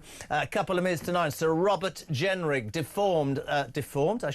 defected to reform last Thursday. Such a hoo-ha. Lots of people have spoken to him, but we are wanting him to speak to you. You can ring Rob right now. It's 0344. It's 499 1000 for those voice notes. You can leave a text message, a question there on 87222. Whatever you want to speak to Robert Genrich about, you can do it. And after him at about 10:15, Layla Cunningham, Reform's mayoral candidate for London. All of that coming up on the Jeremy Kyle Breakfast Show. We'll do the news at 9 and then Robert Genrich live in the studio. Cheers, Russell Hertfordshire here.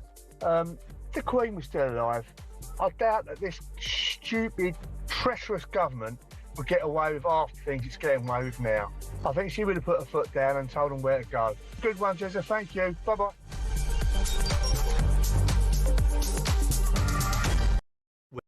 Where we need to. Across the UK. On DAB+. On YouTube, on your mobile, and on your side. This is Talk.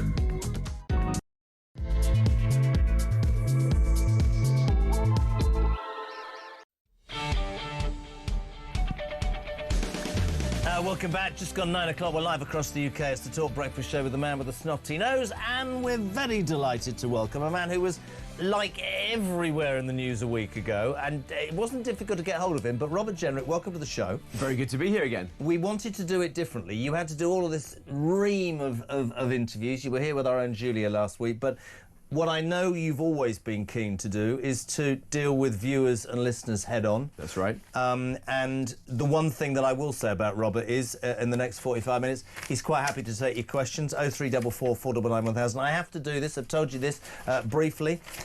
Last night, I mean, the real debate today is about the veterans. Yes. I mean, this disgusting, you know, the bill the Tories brought in to protect our armed forces, men and women who fought in the Northern Ireland process, and it was horrible.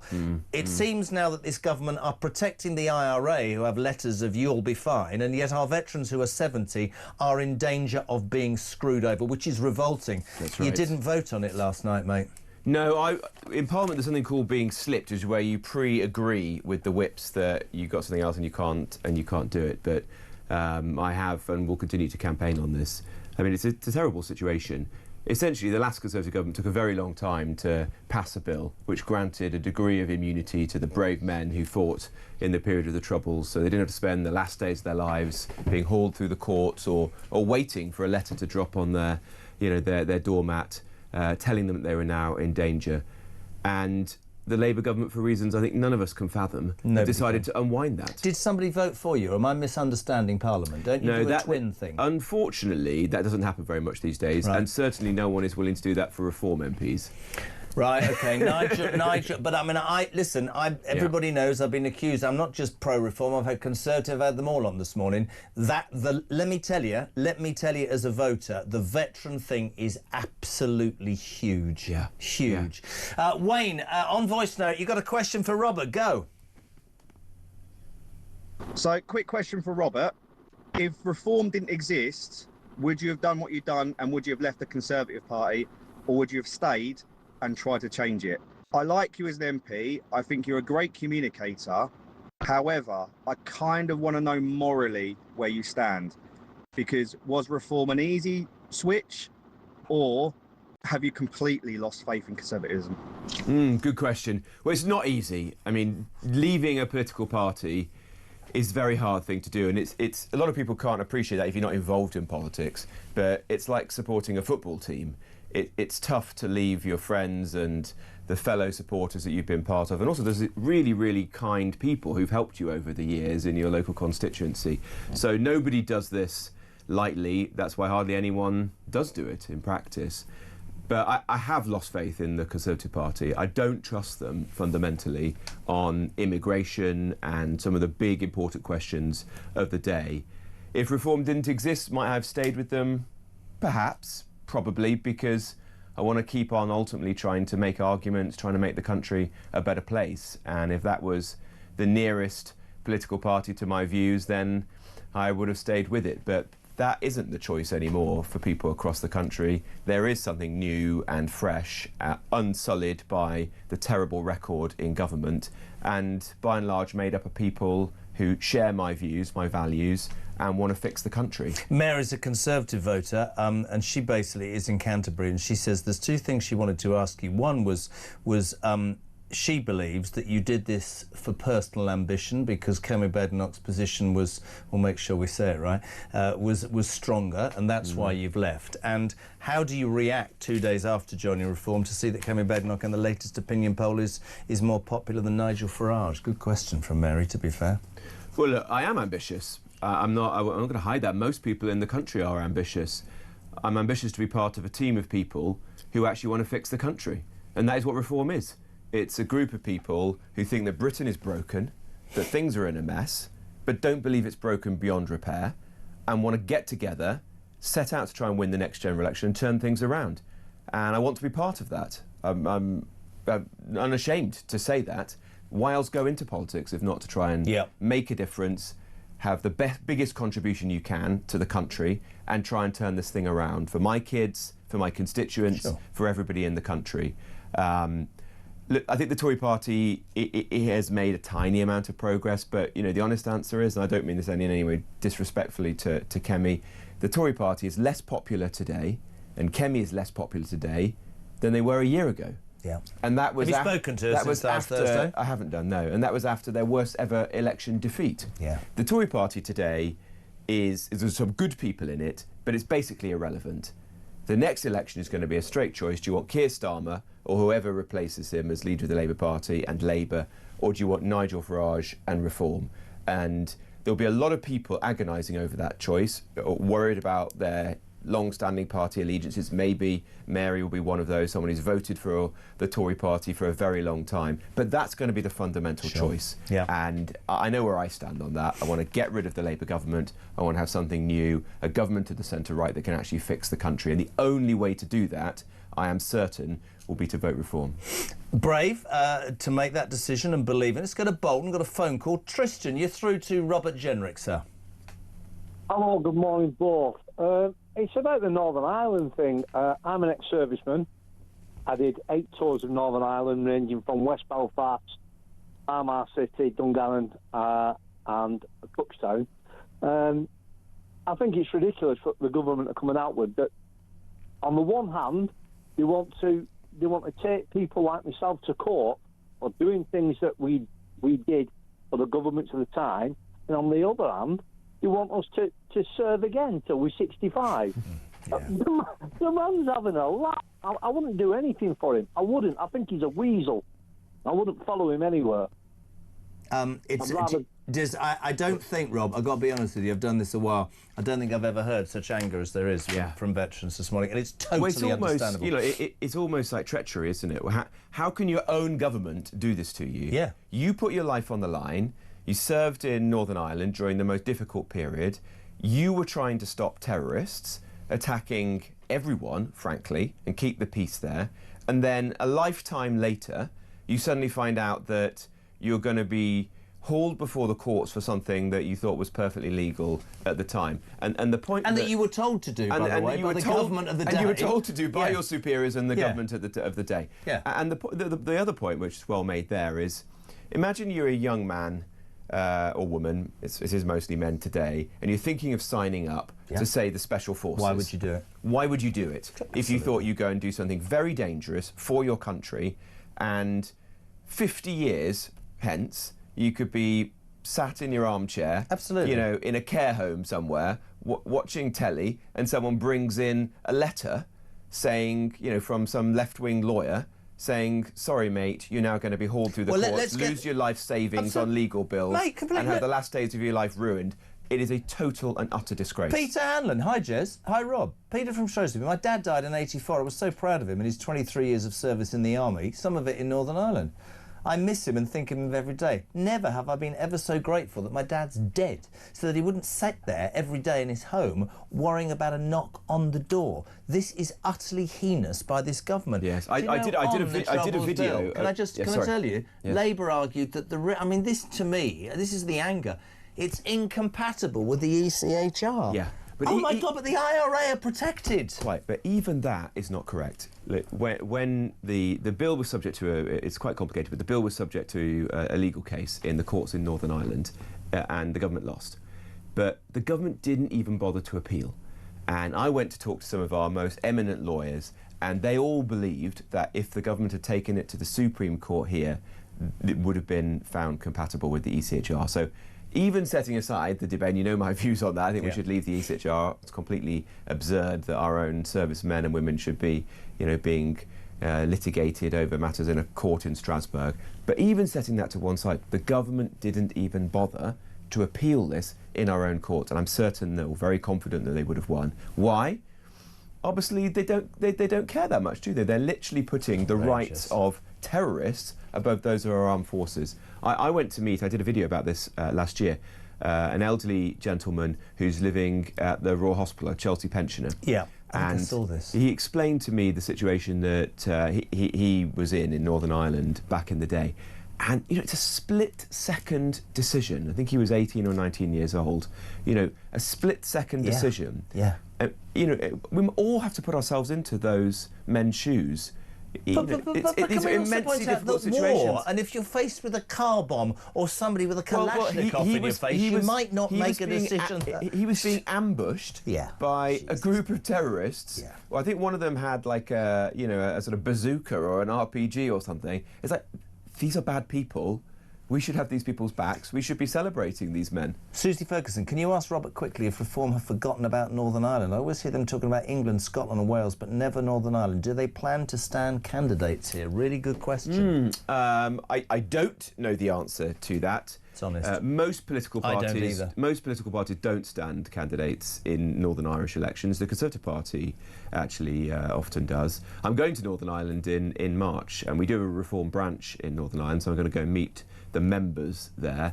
But obviously we want to be a national political party. And actually I think Reform after May is likely to be the only genuinely national political party, because it's going to have a strong presence in Wales, in Scotland, whilst the Conservative Party and Labour are actually both doing extremely badly in both of those. And the candidates, I have to say, the candidates that have been selected for Wales and Scotland were done with brilliance by the person that selected them, and I think they'll do very well. Tim's very angry. I'm warning you, Tim. Good morning. Right. Mr. Genrich, this is Tim from Suffolk, a UK veteran who served during the Troubles. We understand you didn't vote yesterday, and therefore you are complicit with the voting out of the bill. You should be ashamed, sir. Yeah, well, I can only say, I'm sorry, but I was what's called slipped, where you pre-arranged it because you had to do something else that I wasn't present. That's fairly normal. You have fought for this bill, but I have campaigned on it. I've been to meet veterans. I've done videos that have gone viral. I've been calling it out in Parliament for a very long time. So it is something. Is there anything that could be done to stop this heinous bill going through, do you think, or not, because of the Labour majority? Well, it doesn't seem as if Labour are willing to change course. It's certainly they've got a very big majority in the House of Commons, and so important though these votes seem, actually sadly they're much less so, because the Labour MPs just seem to troop through the division lobbies and support the government. Maybe in the House of Lords that's true. It will be possible. Some of the original amendments that created these provisions were put in the House of Lords because peers on a cross-party basis were willing to come together and to protect veterans. So, nothing is over till it's over, and you can see with some of the things that have happened recently, like the family farm tax, which Labour have U-turned on. Well, they've U-turned on everything. Chagos, who knows what will happen now that Trump has come out against it. So you should never give up. You've got to keep fighting. And certainly, if there were a Reform government after the next general election, or indeed a Conservative one, I am very confident that this will be unwound. Phil says he'll vote for you if you do this. He says you can answer this. He says, next Prime Minister's question times, ask Starmer if he's going to put this through, surely he should start prosecuting Tony Blair, who took us to an illegal war. It's an interesting point, isn't it? Yeah. That's a really interesting point. Well, but the feelings of veterans are rightly very raw. I mean, when veterans saw Tony Blair send those letters of comfort to terrorists, letters where they said to terrorists, don't worry, you'll never be prosecuted, you can just live about your life in complete comfort and certainty, to then think that the opposite is happening to our veterans, where they're either waiting every day, worried that a letter's going to drop on their mat, or now actually part of this group of veterans, which is, tens of people, maybe even hundreds, who might be prosecuted. The disparity in treatment is just shameful. We've got a question from Jeremy Kyle. I'm going to pay you a compliment, actually. I thought to go into Prime Minister's question times on day one and ask the question that you did took a lot of balls. What was it like, seriously? I think we're friends, just sitting there and looking across at ex-colleagues, ones you'd said quite a lot about. Was it a little bit tentative, the feelings initially? A little bit. I mean, I do believe you've got to get stuck in. I mean, why are you in Parliament if you haven't got the strength of your convictions? And if I didn't believe in this, I wouldn't have done it in the first place. So I don't cower away. That's not my mindset. You just got to get in and get going. And I stood up to ask the question. There was the sort of predictable heckling and jeering and so on. But actually, in fairness, as soon as people could see that I wasn't making some kind of cheap political point, but actually raising a serious case, people behaved very respectfully. And I wasn't quite sure what to ask, but one of the very last meetings I had when I was in the role as Shadow Justice Secretary was with the parents of a man who'd been a prison officer.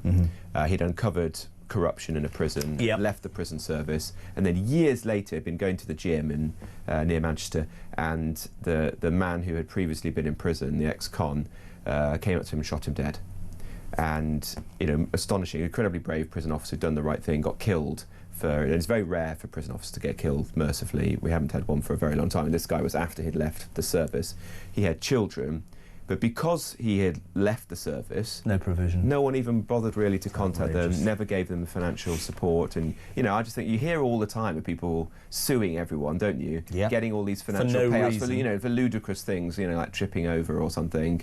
You get hundreds of thousands of pounds, and yet here's a man who's murdered for doing his job as a prison officer, and he's got young kids who weren't getting anything. So, in fairness to Starmer, he seemed to listen, and let's hope that that's resolved. Chris on text, it didn't happen this week, but he says, will you be happy, you, Robert Genrich, if a Labour defector joins Reform?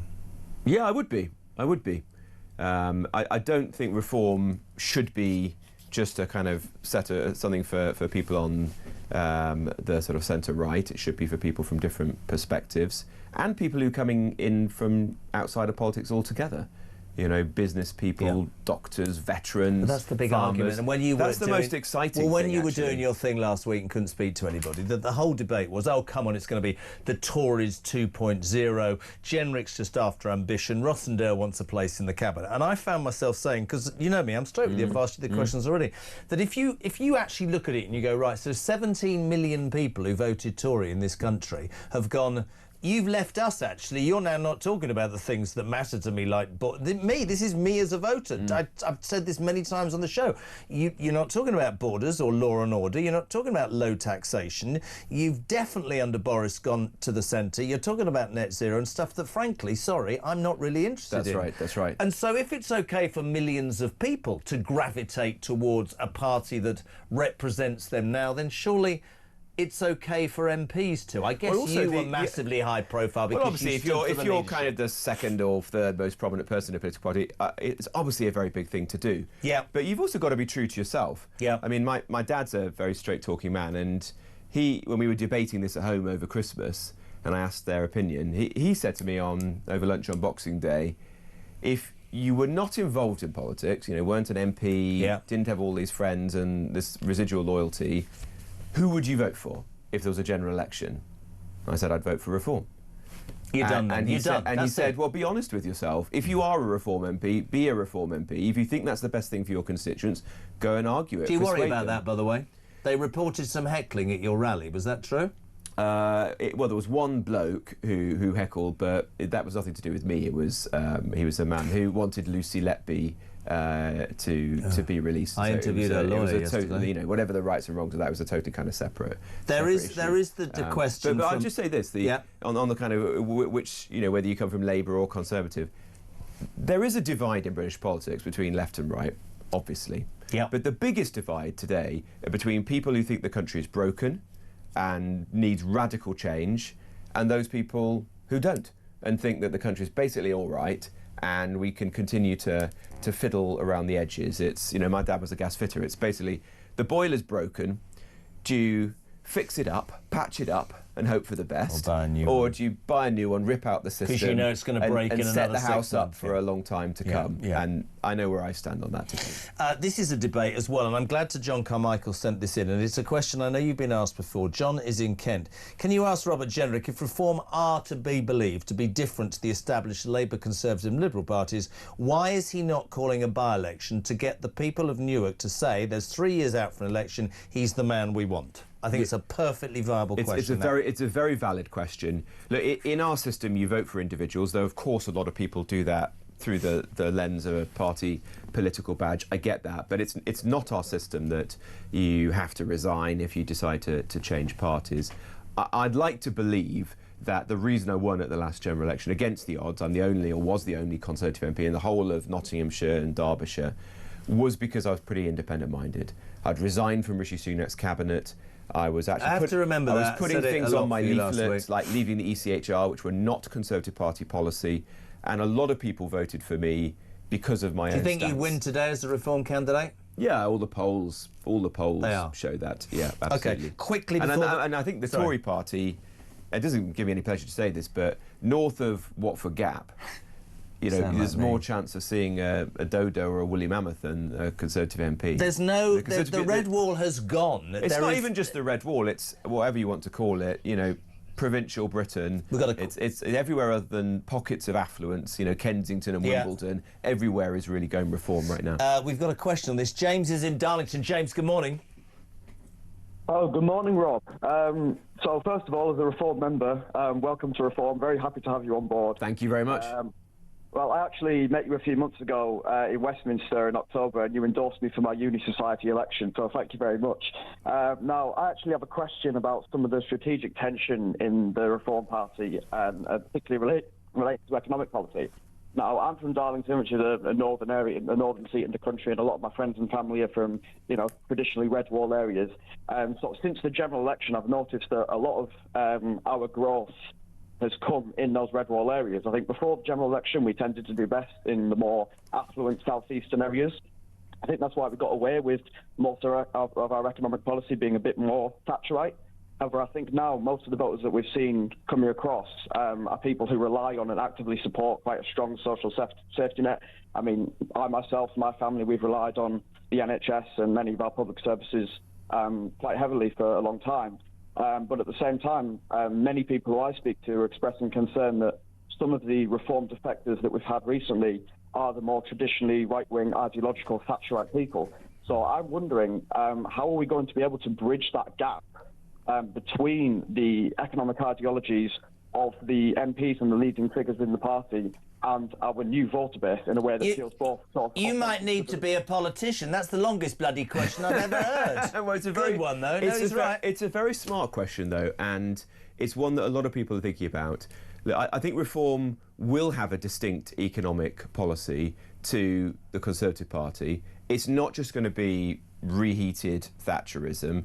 It's got to be something that is relevant to the modern era, and that will mean, for example, reindustrialisation. Yeah. You know, if you'd asked me 10 or 15 years ago, should the state be playing a role in trying to ensure that certain industries like steel have a future in this country, I might have said no.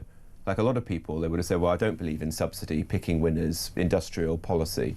But today, it feels to me there's a very strong argument for doing that carefully. You've got rising China. I want us to be able to have car manufacturing, steel, chemicals, glass, ceramics in this country, and not just see all of these jobs fade away, millions of good jobs and important industries to the future of the country. If you asked me today, would it be sensible for the state to take a stake in an important company like Rolls-Royce, if that meant that that company could then go on and build new nuclear reactors at pace across the country and ensure we have energy security, I'd say, well, I would definitely consider that. There may be a strong argument for that. And these are the sorts of things that the Conservative Party does not say today, but which I think will be distinct to Reform and are undoubtedly the right way to manage the economy going forwards. We're not going to be a party of welfarism. You know, there's this debate at the moment where some people lazily say, oh, well, Reform just want to splash the cash on welfare. That's not right, and it will never be right. You know, we're the party of Alarm Clock Britain. We're a party of people getting up at 7 or 8 o'clock in the morning, you know, getting the kids ready to school, going to work, and we must be on their side, not on the side of scroungers and people who are making responsible decisions. Just very quickly, because we've loads, we've got to go to a break. And it's a misnomer to think that, you know, the kind of voters that Reform are attracting want that. No, not at all. Not at all. Well, one of the things that the people who see Tories, it the most. Mel Stride said it this morning, and I know you criticised him. He said it this morning just briefly. He said that we're all costed. We're going to save £47 billion in the next election if we're elected, and that's going to pay off the national debt, 23 billion of it. The biggest criticism, he says, of Reform is that it's just they throw things out there. We're going to challenge this, we're going to do that, but it's not costed. What's your answer to that? Complete BS. Look, firstly, that's not correct. All £47 billion, that's just complete back of a fag packet stuff. Mel Stride was the Work and Pension Secretary. If you could find these savings today, why didn't he find them a year or two ago when he actually had the job? I mean, come on, you know, he's taking us for fools. But what I want to ensure is that no one could even credibly make that argument in a month or two's time. That absolutely everything that Nigel, Zia, Richard, myself, the team in Reform say and do is serious, credible, detailed, and so that argument completely falls away. Brilliant. OK, Robert Genrich is here. He'll take your questions. 87222 0344 499 1000. Back in 3.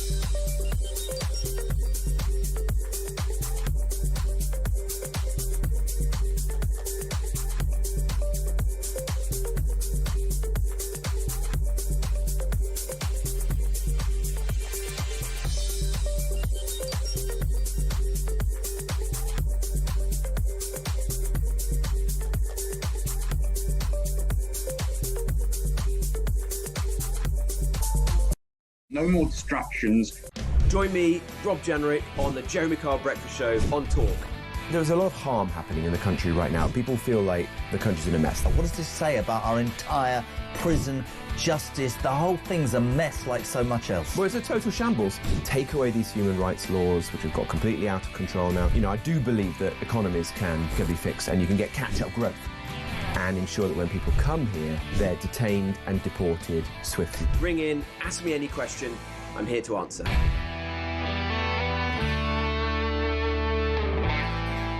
No more distractions, pointless, costly by-elections. Let's get on with the job. I don't care how much they cost. Democracy is expensive. Otherwise, we just have a totalitarian state and never bother having an election. I was elected by the people of Romford, and I represent their views. And that's one of the reasons I've gone to reform, because I speak to everyone in Romford, and they all say to me, Andrew, you know, you've got to do this to me. So you've actually had support on this. Well, in that case, you wouldn't be worried about having a by-election then, would you?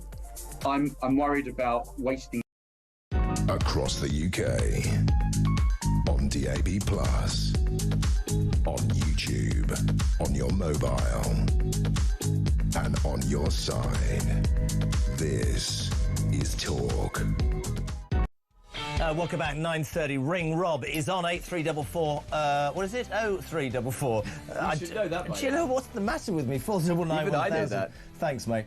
Ross is in Leeds. Question for Robert Genrich. I'm a British Jew, currently in Israel because the UK is unsafe for me and my like. What realistically can you and Reform do now to reverse the intolerable anti-Semitism in every aspect of British life? Great question. Brilliant question. You may know this is personal to me. My wife is Jewish, so it matters to me as it matters to everybody in the country. We've got to have a zero tolerance attitude to anti-Semitism, and that means kicking out anybody who displays these attitudes, revoking visas of people who are here and are marching on the streets, banning some of these rallies when they turn from legitimate protest into extremism, getting rid of hate preachers in mosques who are spreading this kind of message, taking things to a stage which people just haven't done, to be honest, in recent years. Look, everybody cares about this. We hear warm words from all of our prime ministers, and I don't doubt their sincerity. But clearly now it's time for actual action. We don't hear warm words from his current Prime Minister because he's terrified about alienating the Muslim vote. Let's have it absolutely straight. I've got Jewish friends. I think it's disgusting. It's not a level playing field, and it embarrasses me enormously. It is. Friends of mine's and look, it's not. Can't go on the bus in their blazer. People say it's, it's anti-Israel or anti-Jewish. It's anti-British. Absolutely, it should right. matter to all of us. Spot on. Let's go to Jason in Suffolk. Jason, we've got to be really quick. You're through to Robert Genrich. Good morning.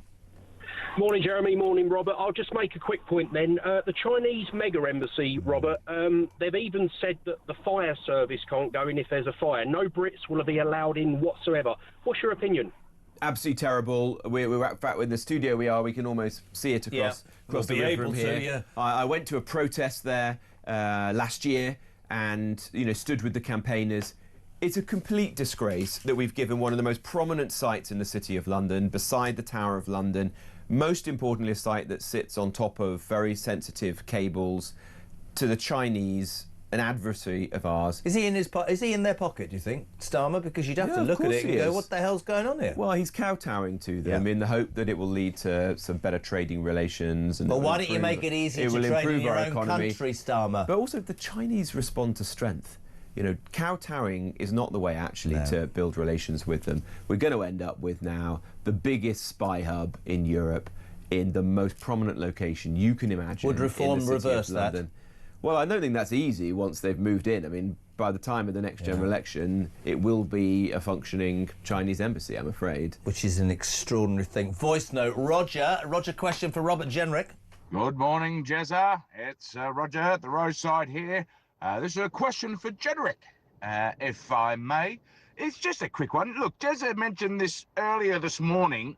At what point does the actions of the Labour government, and especially of Sir Keir Starmer, the former Dalek of Doctor Who, at what point does his actions and the things that he has put in place become clear treason?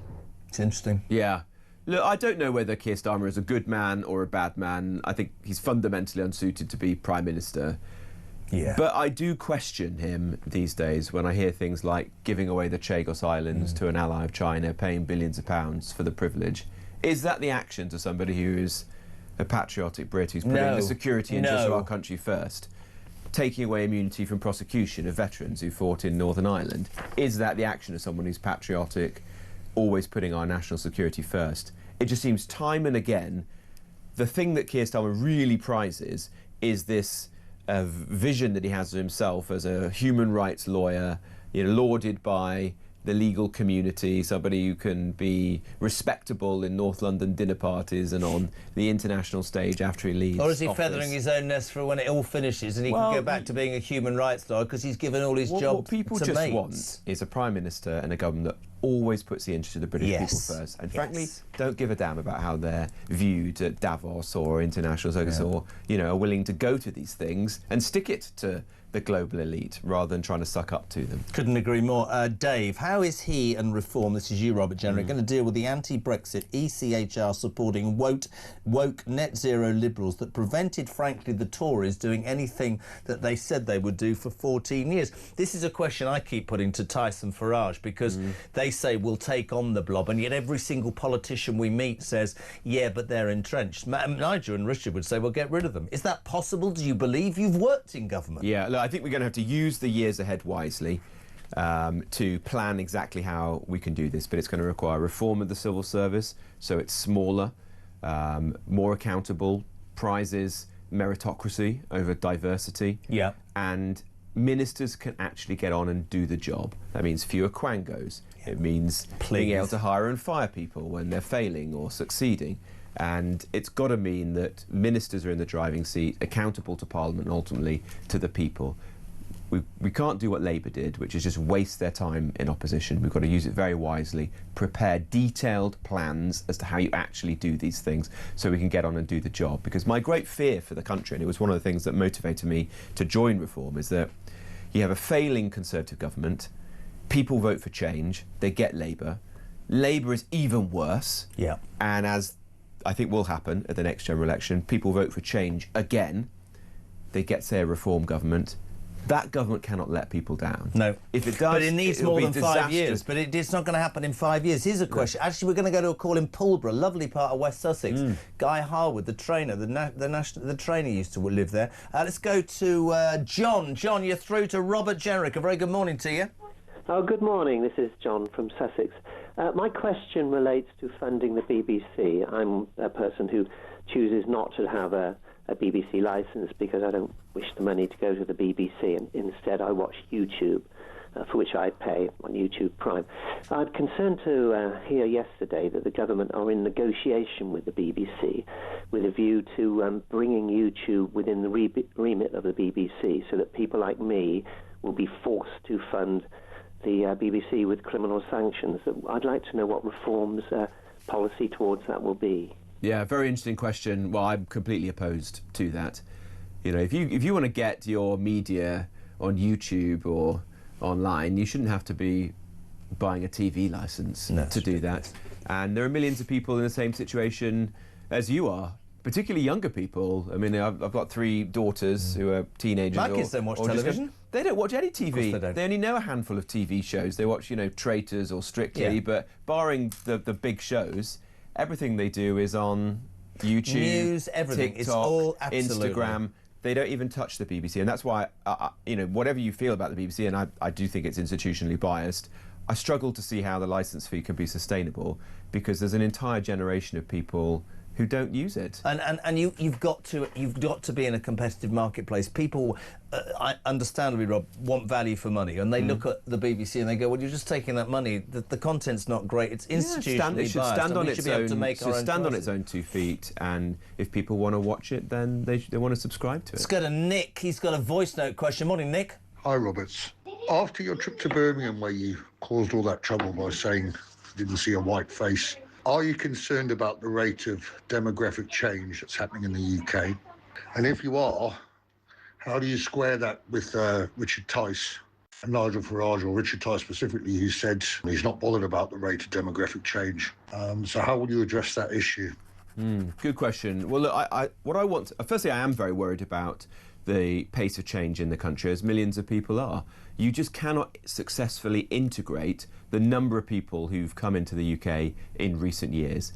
And it's meant that in some parts of the country, particularly in pockets of our big cities, the country is almost unrecognisable from what it was like just a decade or so ago. That is the truth. That's just the truth. That's how people feel. And you've got communities where English is not as widely spoken as it should be, where people are electing now Gaza independent MPs, so essentially voting along religious lines. Not even talking about the local community that they're standing in. You've got flags of Gaza and Pakistan flying more than flags of St. George or the Union, and that isn't the kind of country I want to live in. I want to live in a country which is ethnically diverse, but which is very well integrated, and under one country under one flag. I grew up in Wolverhampton, which at the time was probably the most diverse city in the country. And there were challenges. There was racism, and there was a history of quite serious racial conflict in the black country in the 70s and the 80s.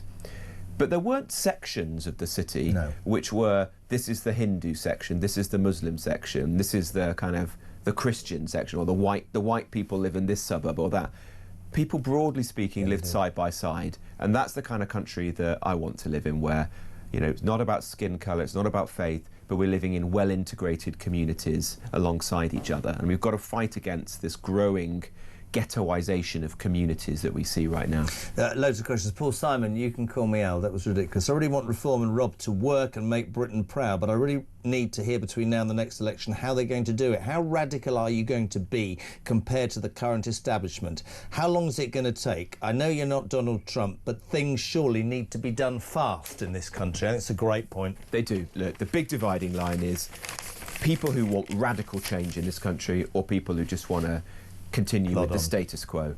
And when I said on Thursday that Britain was broken, I was amazed that you then had Kemi Badenoch come out and say she didn't think Britain was broken. Well, most people in my experience think that Britain is broken. They think things are a bit of a mess. They see living standards are stagnating. The bills keep going up. They are worried about immigration. The kids can't get on the housing ladder. The potholes on the roads. You name it. They want to see big change in the country. And that is what Reform has got to stand for. It's got to reassure people that it's got a team that's able to deliver that, a strong team, not just Nigel. Obviously, he is the leader of the party, but alongside him, there's got to be people who you can believe would be the cabinet of this country. And then you've got to have a set of serious, detailed plans so that everyone can think, well, we can trust these guys with the economy, with our pensions, our savings, our small business, with the NHS. That's a big piece of work to be done in the months ahead. This is a question from me, and you don't have to answer it. When you came over, I know it was all a bit quick and probably quicker than it was going to happen. Did you have any promises about future roles? No. I mean, we talked about things that I'm personally interested in, but there were no promises. OK. Question from Rob. Smile. Does he know yet who grassed him out to Kemi? I do. It was. I'm not going to name names. Look, it's neither here nor there. It's a very junior person who worked for Kemi, who came into my office and nicked a speech that I'd written off my desk and handed it to her, but that's life. I mean, people keep saying to me, oh, you should name this person. I'm not going to make someone. I don't want some kid his name to be on Google in years to come as somebody who stole stole something. You're going to stop something. leaving paper around now, is that... Well, it wasn't left on a photocopier, I can tell you that, but anyway. Listen, the world's changed. It meant to used happen do a day or things. two sooner than it would have done otherwise, but it's neither here nor there. Mike has just woken up in Milton Keynes, and this will prove what a good politician Rob is. Just woken up. What does Rob think about Nigel Farage's MP Code of Conduct mishaps, which have come out this morning? He's missed some expenses and stuff. Do you think this will hurt Reform UK? No, not really. Look, you've got... it was an innocent mistake as far as... I don't know the whole details, but it sounds like you have to record everything quite rightly in the Register of Members' Interests, and it sounds like he either forgot or was a little late. Is there more scrutiny on Reform MPs, do you think, because the establishment is concerned? I'm sure there's a lot more scrutiny, absolutely. And not just on the MPs, but on the councillors as well. There's all these stories about Reform councils, but look... I was a local government secretary. There are good and bad councils and councils of all political persuasions, and I've seen no evidence that Reform councils are any worse than others. In fact, hopefully they'll be considerably better. Can I say, mate, total respect. I know last week you had loads to do and it was very busy, but the Ring Rob feature really works, and I think it's great for a politician, a high-ranking politician, to be able to answer questions directly, because nobody else really does that. Thank you. Thank you very much. Back in a couple of weeks. I'd be delighted. Ring Rob, a regular feature. I really, listen, and I'm telling you this, and you can all have a go at me. I don't care. I'm too old in the tooth. There are not many politicians who would sit here for 45 minutes and take questions they know nothing about off the hoof. So respect to Rob, and he will be back very soon. Watch him go. 10:15, this is Talk Breakfast.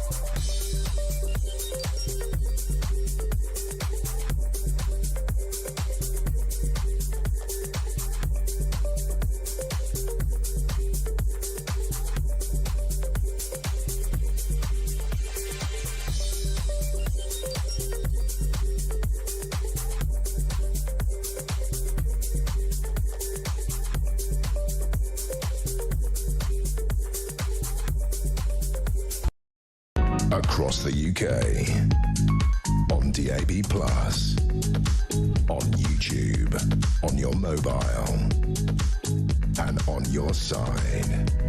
This is Talk.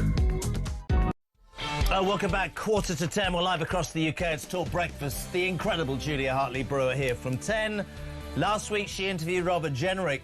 This morning she's got the leader of Her Majesty's Opposition, Kemi Badenoch, will be here, well, on Zoom, I think, but live with Julia from 10 o'clock. So do not seriously miss that. We give all sides of the coin. London is where we broadcast from. I'm at pains to always say we should think outside of the M25, but there is a lady whose cause is close to many people's hearts. We say a very good morning to, please God, the next Mayor of London, Layla Cunningham. Hello. Hi, Jeremy. How are you? I'm all right. Tell me to mind my own beeswax. So I read something on your Instagram last night that the left-wing press are already attacking your family on a personal level, which tells me everything about how terrified the establishment is in London already about you. Yeah, so my mum owns a small hotel, a B&B in Bayswater. She's owned it for decades. And they're trying to insinuate that it's a migrant hotel. You know, I had some random person from Advance attend the hotel yesterday and says she spoke to people. She didn't speak to anyone. It's never, ever been a migrant hotel. It's a cheap B&B in the centre of London from Hyde Park. And, you know, my mum was crying yesterday because she's like, you know, I came to this country with nothing. I worked 6 jobs. I never depended on the government. And I bought this and it's my business. Why are they attacking me and making up stories? Let me ask you a question. Just, I haven't been in politics, but I've been in the media for many, many years, and I've had a couple of tsunamis. Are you ready for what's coming your way? Because the establishment, the press, and other politicians will do exactly what you've experienced because they'll see you as a threat. 1,000,000%. I'm ready. It's just, and I don't mind, attack me as much as you want. It is harder, admittedly, when they go after my mum. Of course. Who's 92. That's awful. You know, she's absolutely done nothing. Insinuating that, number one, there's crime in the hotel, which there isn't. And then insinuating completely wrongly that it's a migrant hotel and making up lies about it and sending people to it to make up lies. I've always been told that the truth ultimately comes out. Layla, we know the fight starts in London now, and there's a lot of issues in London that you're going to fight on. But just generally, a couple of things that I wanted to touch upon today. Actually, not Trump and not Greenland. I need to ask you about the Chinese embassy. I haven't met anybody who has any idea other than this is a horrendous thing. It's because Starmer's in the pocket of the Chinese and after a trade deal. We have allowed in this city the biggest embassy in Western Europe, and even our own security forces are saying that this is a nightmare. Outrageous, Layla.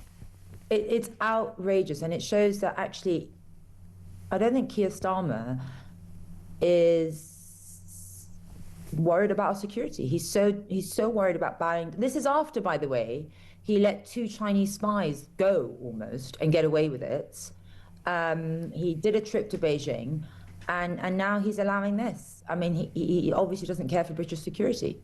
And I presume if you became the Mayor of London, there'd be nothing you could do about it. Robert Genrich was just saying this could likely pass. Would the Mayor of London have any control over anything like this or not? I'm not sure. I'm not sure whether... I know that the Mayor of London can call in big developments and refuse it, but I don't know if diplomatic relations or diplomatic decisions fall down to central government, which could be what Rob is relating to. But I mean, you know, the fact that he supports it, it shows exactly where his priorities lie. It is not with Britain's security, but with Beijing and China. How could it be any other way? Also, don't forget, they're deindustrializing our country to such a rapid extent, and we're becoming reliant on China for everything, not just windmills, wind farms, wind farms, you know, medication, everything in our supply chain that. Effectively, if China decided to stop it all, it would be a disaster for this country. They have made us solely reliant on a country that wants to destroy us. I'm going to read this out with a straight face. It's exclusive breaking news, Layla Cunningham. Don't laugh. Prime Minister Sir Keir Starmer has just said that it's a good thing that yesterday the threat of tariffs against the United Kingdom were lifted to now, he says, start the hard yards of finding a way forward on the security in the Arctic. He spoke to 17 local residents in a Hertfordshire village hall. Wow. I mean, honestly, you think of Trump in Davos and you think of Starmer in front of 20 people at a Hertfordshire village hall. Just out of interest, we haven't got long. Do you think Starmer was strong, or do you think Trump played everybody as he always does, which is make threats, get the deal and get back on Air Force One? What's your take on yesterday? I think that's Trump's modus, right? That's what he does. He makes an impossible demand, and it brings people to the table. He did that with the international tariffs, and people seem to fall for it. That's what he does. And listen, I think we have to remember that even though we're all in a NATO alliance, every country is there for itself. And, you know, you can disagree with friends, but still be allies. And have the strength to tell them. 2 things I wanted to put to you. I haven't got a lot of time. I know you're a mum. I've got 6, you've got more. There's a report out today which has caused great consternation, quite rightly too. 1 in 4 school starters are still in nappies because parents don't think toilet training is their job. They go to school having not had their teeth cleaned, without food, etc., etc. Some pupils try to swipe on books because they're so used to being put in front of a phone or a laptop. Education, I mean, listen, it's my bugbear. What the hell is happening to parenting in London and in the United Kingdom? Disgraceful. Honestly, I've never seen anyone with that kind of behaviour. Have you? Yes. That's really extreme. I promise you it's prevalent. If you go and ask private schools, comprehensive schools, all sorts of schools, there's an increasing number of kids who do not know how to clean their teeth, who come to school having not had clean clothes or a wash or food, and kids in nappies till age. This is genuinely true. This will be happening in London. The other thing that I should tell you about, which is massive today, which will definitely be in London, is this heinous rule by law that the Labour government's bringing in to do bad by our veterans. I'm sure you've seen this morning. Oh, yeah. This is. I mean, in London there'll be veterans on the streets and illegal migrants in hotels, for Christ's sake. It's interesting you say that, because I was actually speaking to someone. My sister met someone in India actually, and he has a property, and he was offered to house. He was offered 20% more than the going rate to house illegal migrants in his property. And he said, I had to turn it down because I said I couldn't fathom how a government would leave British people homeless on the streets, but be housing illegal migrants in a hotel. He said, I just couldn't understand how a government could do that. And he said no. It's like we're saying, thank you so much for everything you've done for our country. We're going to give immunity to the IRA who used to blow people up. You might be 70 living either on the streets or on a crap pension. But you know what we're going to do? We're going to pursue you. Forget you've got PTSD and followed rules. And somebody said earlier on, Layla, we should be going after Tony Blair and Prince Harry then, shouldn't we, if you go along that road? Veterans should be treated as kings. You know, we promised them immunity. And basically, like you said, we're telling them, if you fought for this country, you definitely shouldn't have to fight it again in court. Labour's putting terrorists above troops. Yeah. I couldn't agree more. It figures, you know, these men served under our flag. They served under orders. They risked their lives. They deserve gratitude, not a witch hunt. It's unbelievable. And then you look at... what kind of country are we if we do this? What country have we become where we give away sovereign land and money? We don't. The whole thing is wrong. We seem to favour illegal migrants, other countries, any people who've committed crime instead of victims or people who've grafted. I don't understand it. That's what needs changing, right? You know, yesterday I was on a panel for the grooming gangs, and one of the grooming gang victims was there. It was part of Prosperity think tank, and she was telling us she couldn't even get mental health from the NHS. That's how she was let down. She had to pay for it privately. And it was harrowing to hear how she was let down by the state. And all I could think of was exactly what you said. Where is the state when our most vulnerable, or those that risk their lives for us? What kind of state are we if we don't stand up for these people? Completely agree. Love having you on. Thank you as ever, Layla Cunningham, the next Mayor of London. Good morning, Joe. In regard to Robert saying there's two types of people, some that think Britain isn't broken and some that think Britain is broken, I think he's wrong there. I think we've got two types of people. You've got the type of people that are happy to be fed absolute and utter nonsense day in, day out, expecting a different result every time, and it never happens. And you've got the other people that are wanting people that talk straight to them, tell them what they're going to do, get in power and actually do it. And that's a big change this country needs. And I hope Robert could go forward and work with that and actually do it.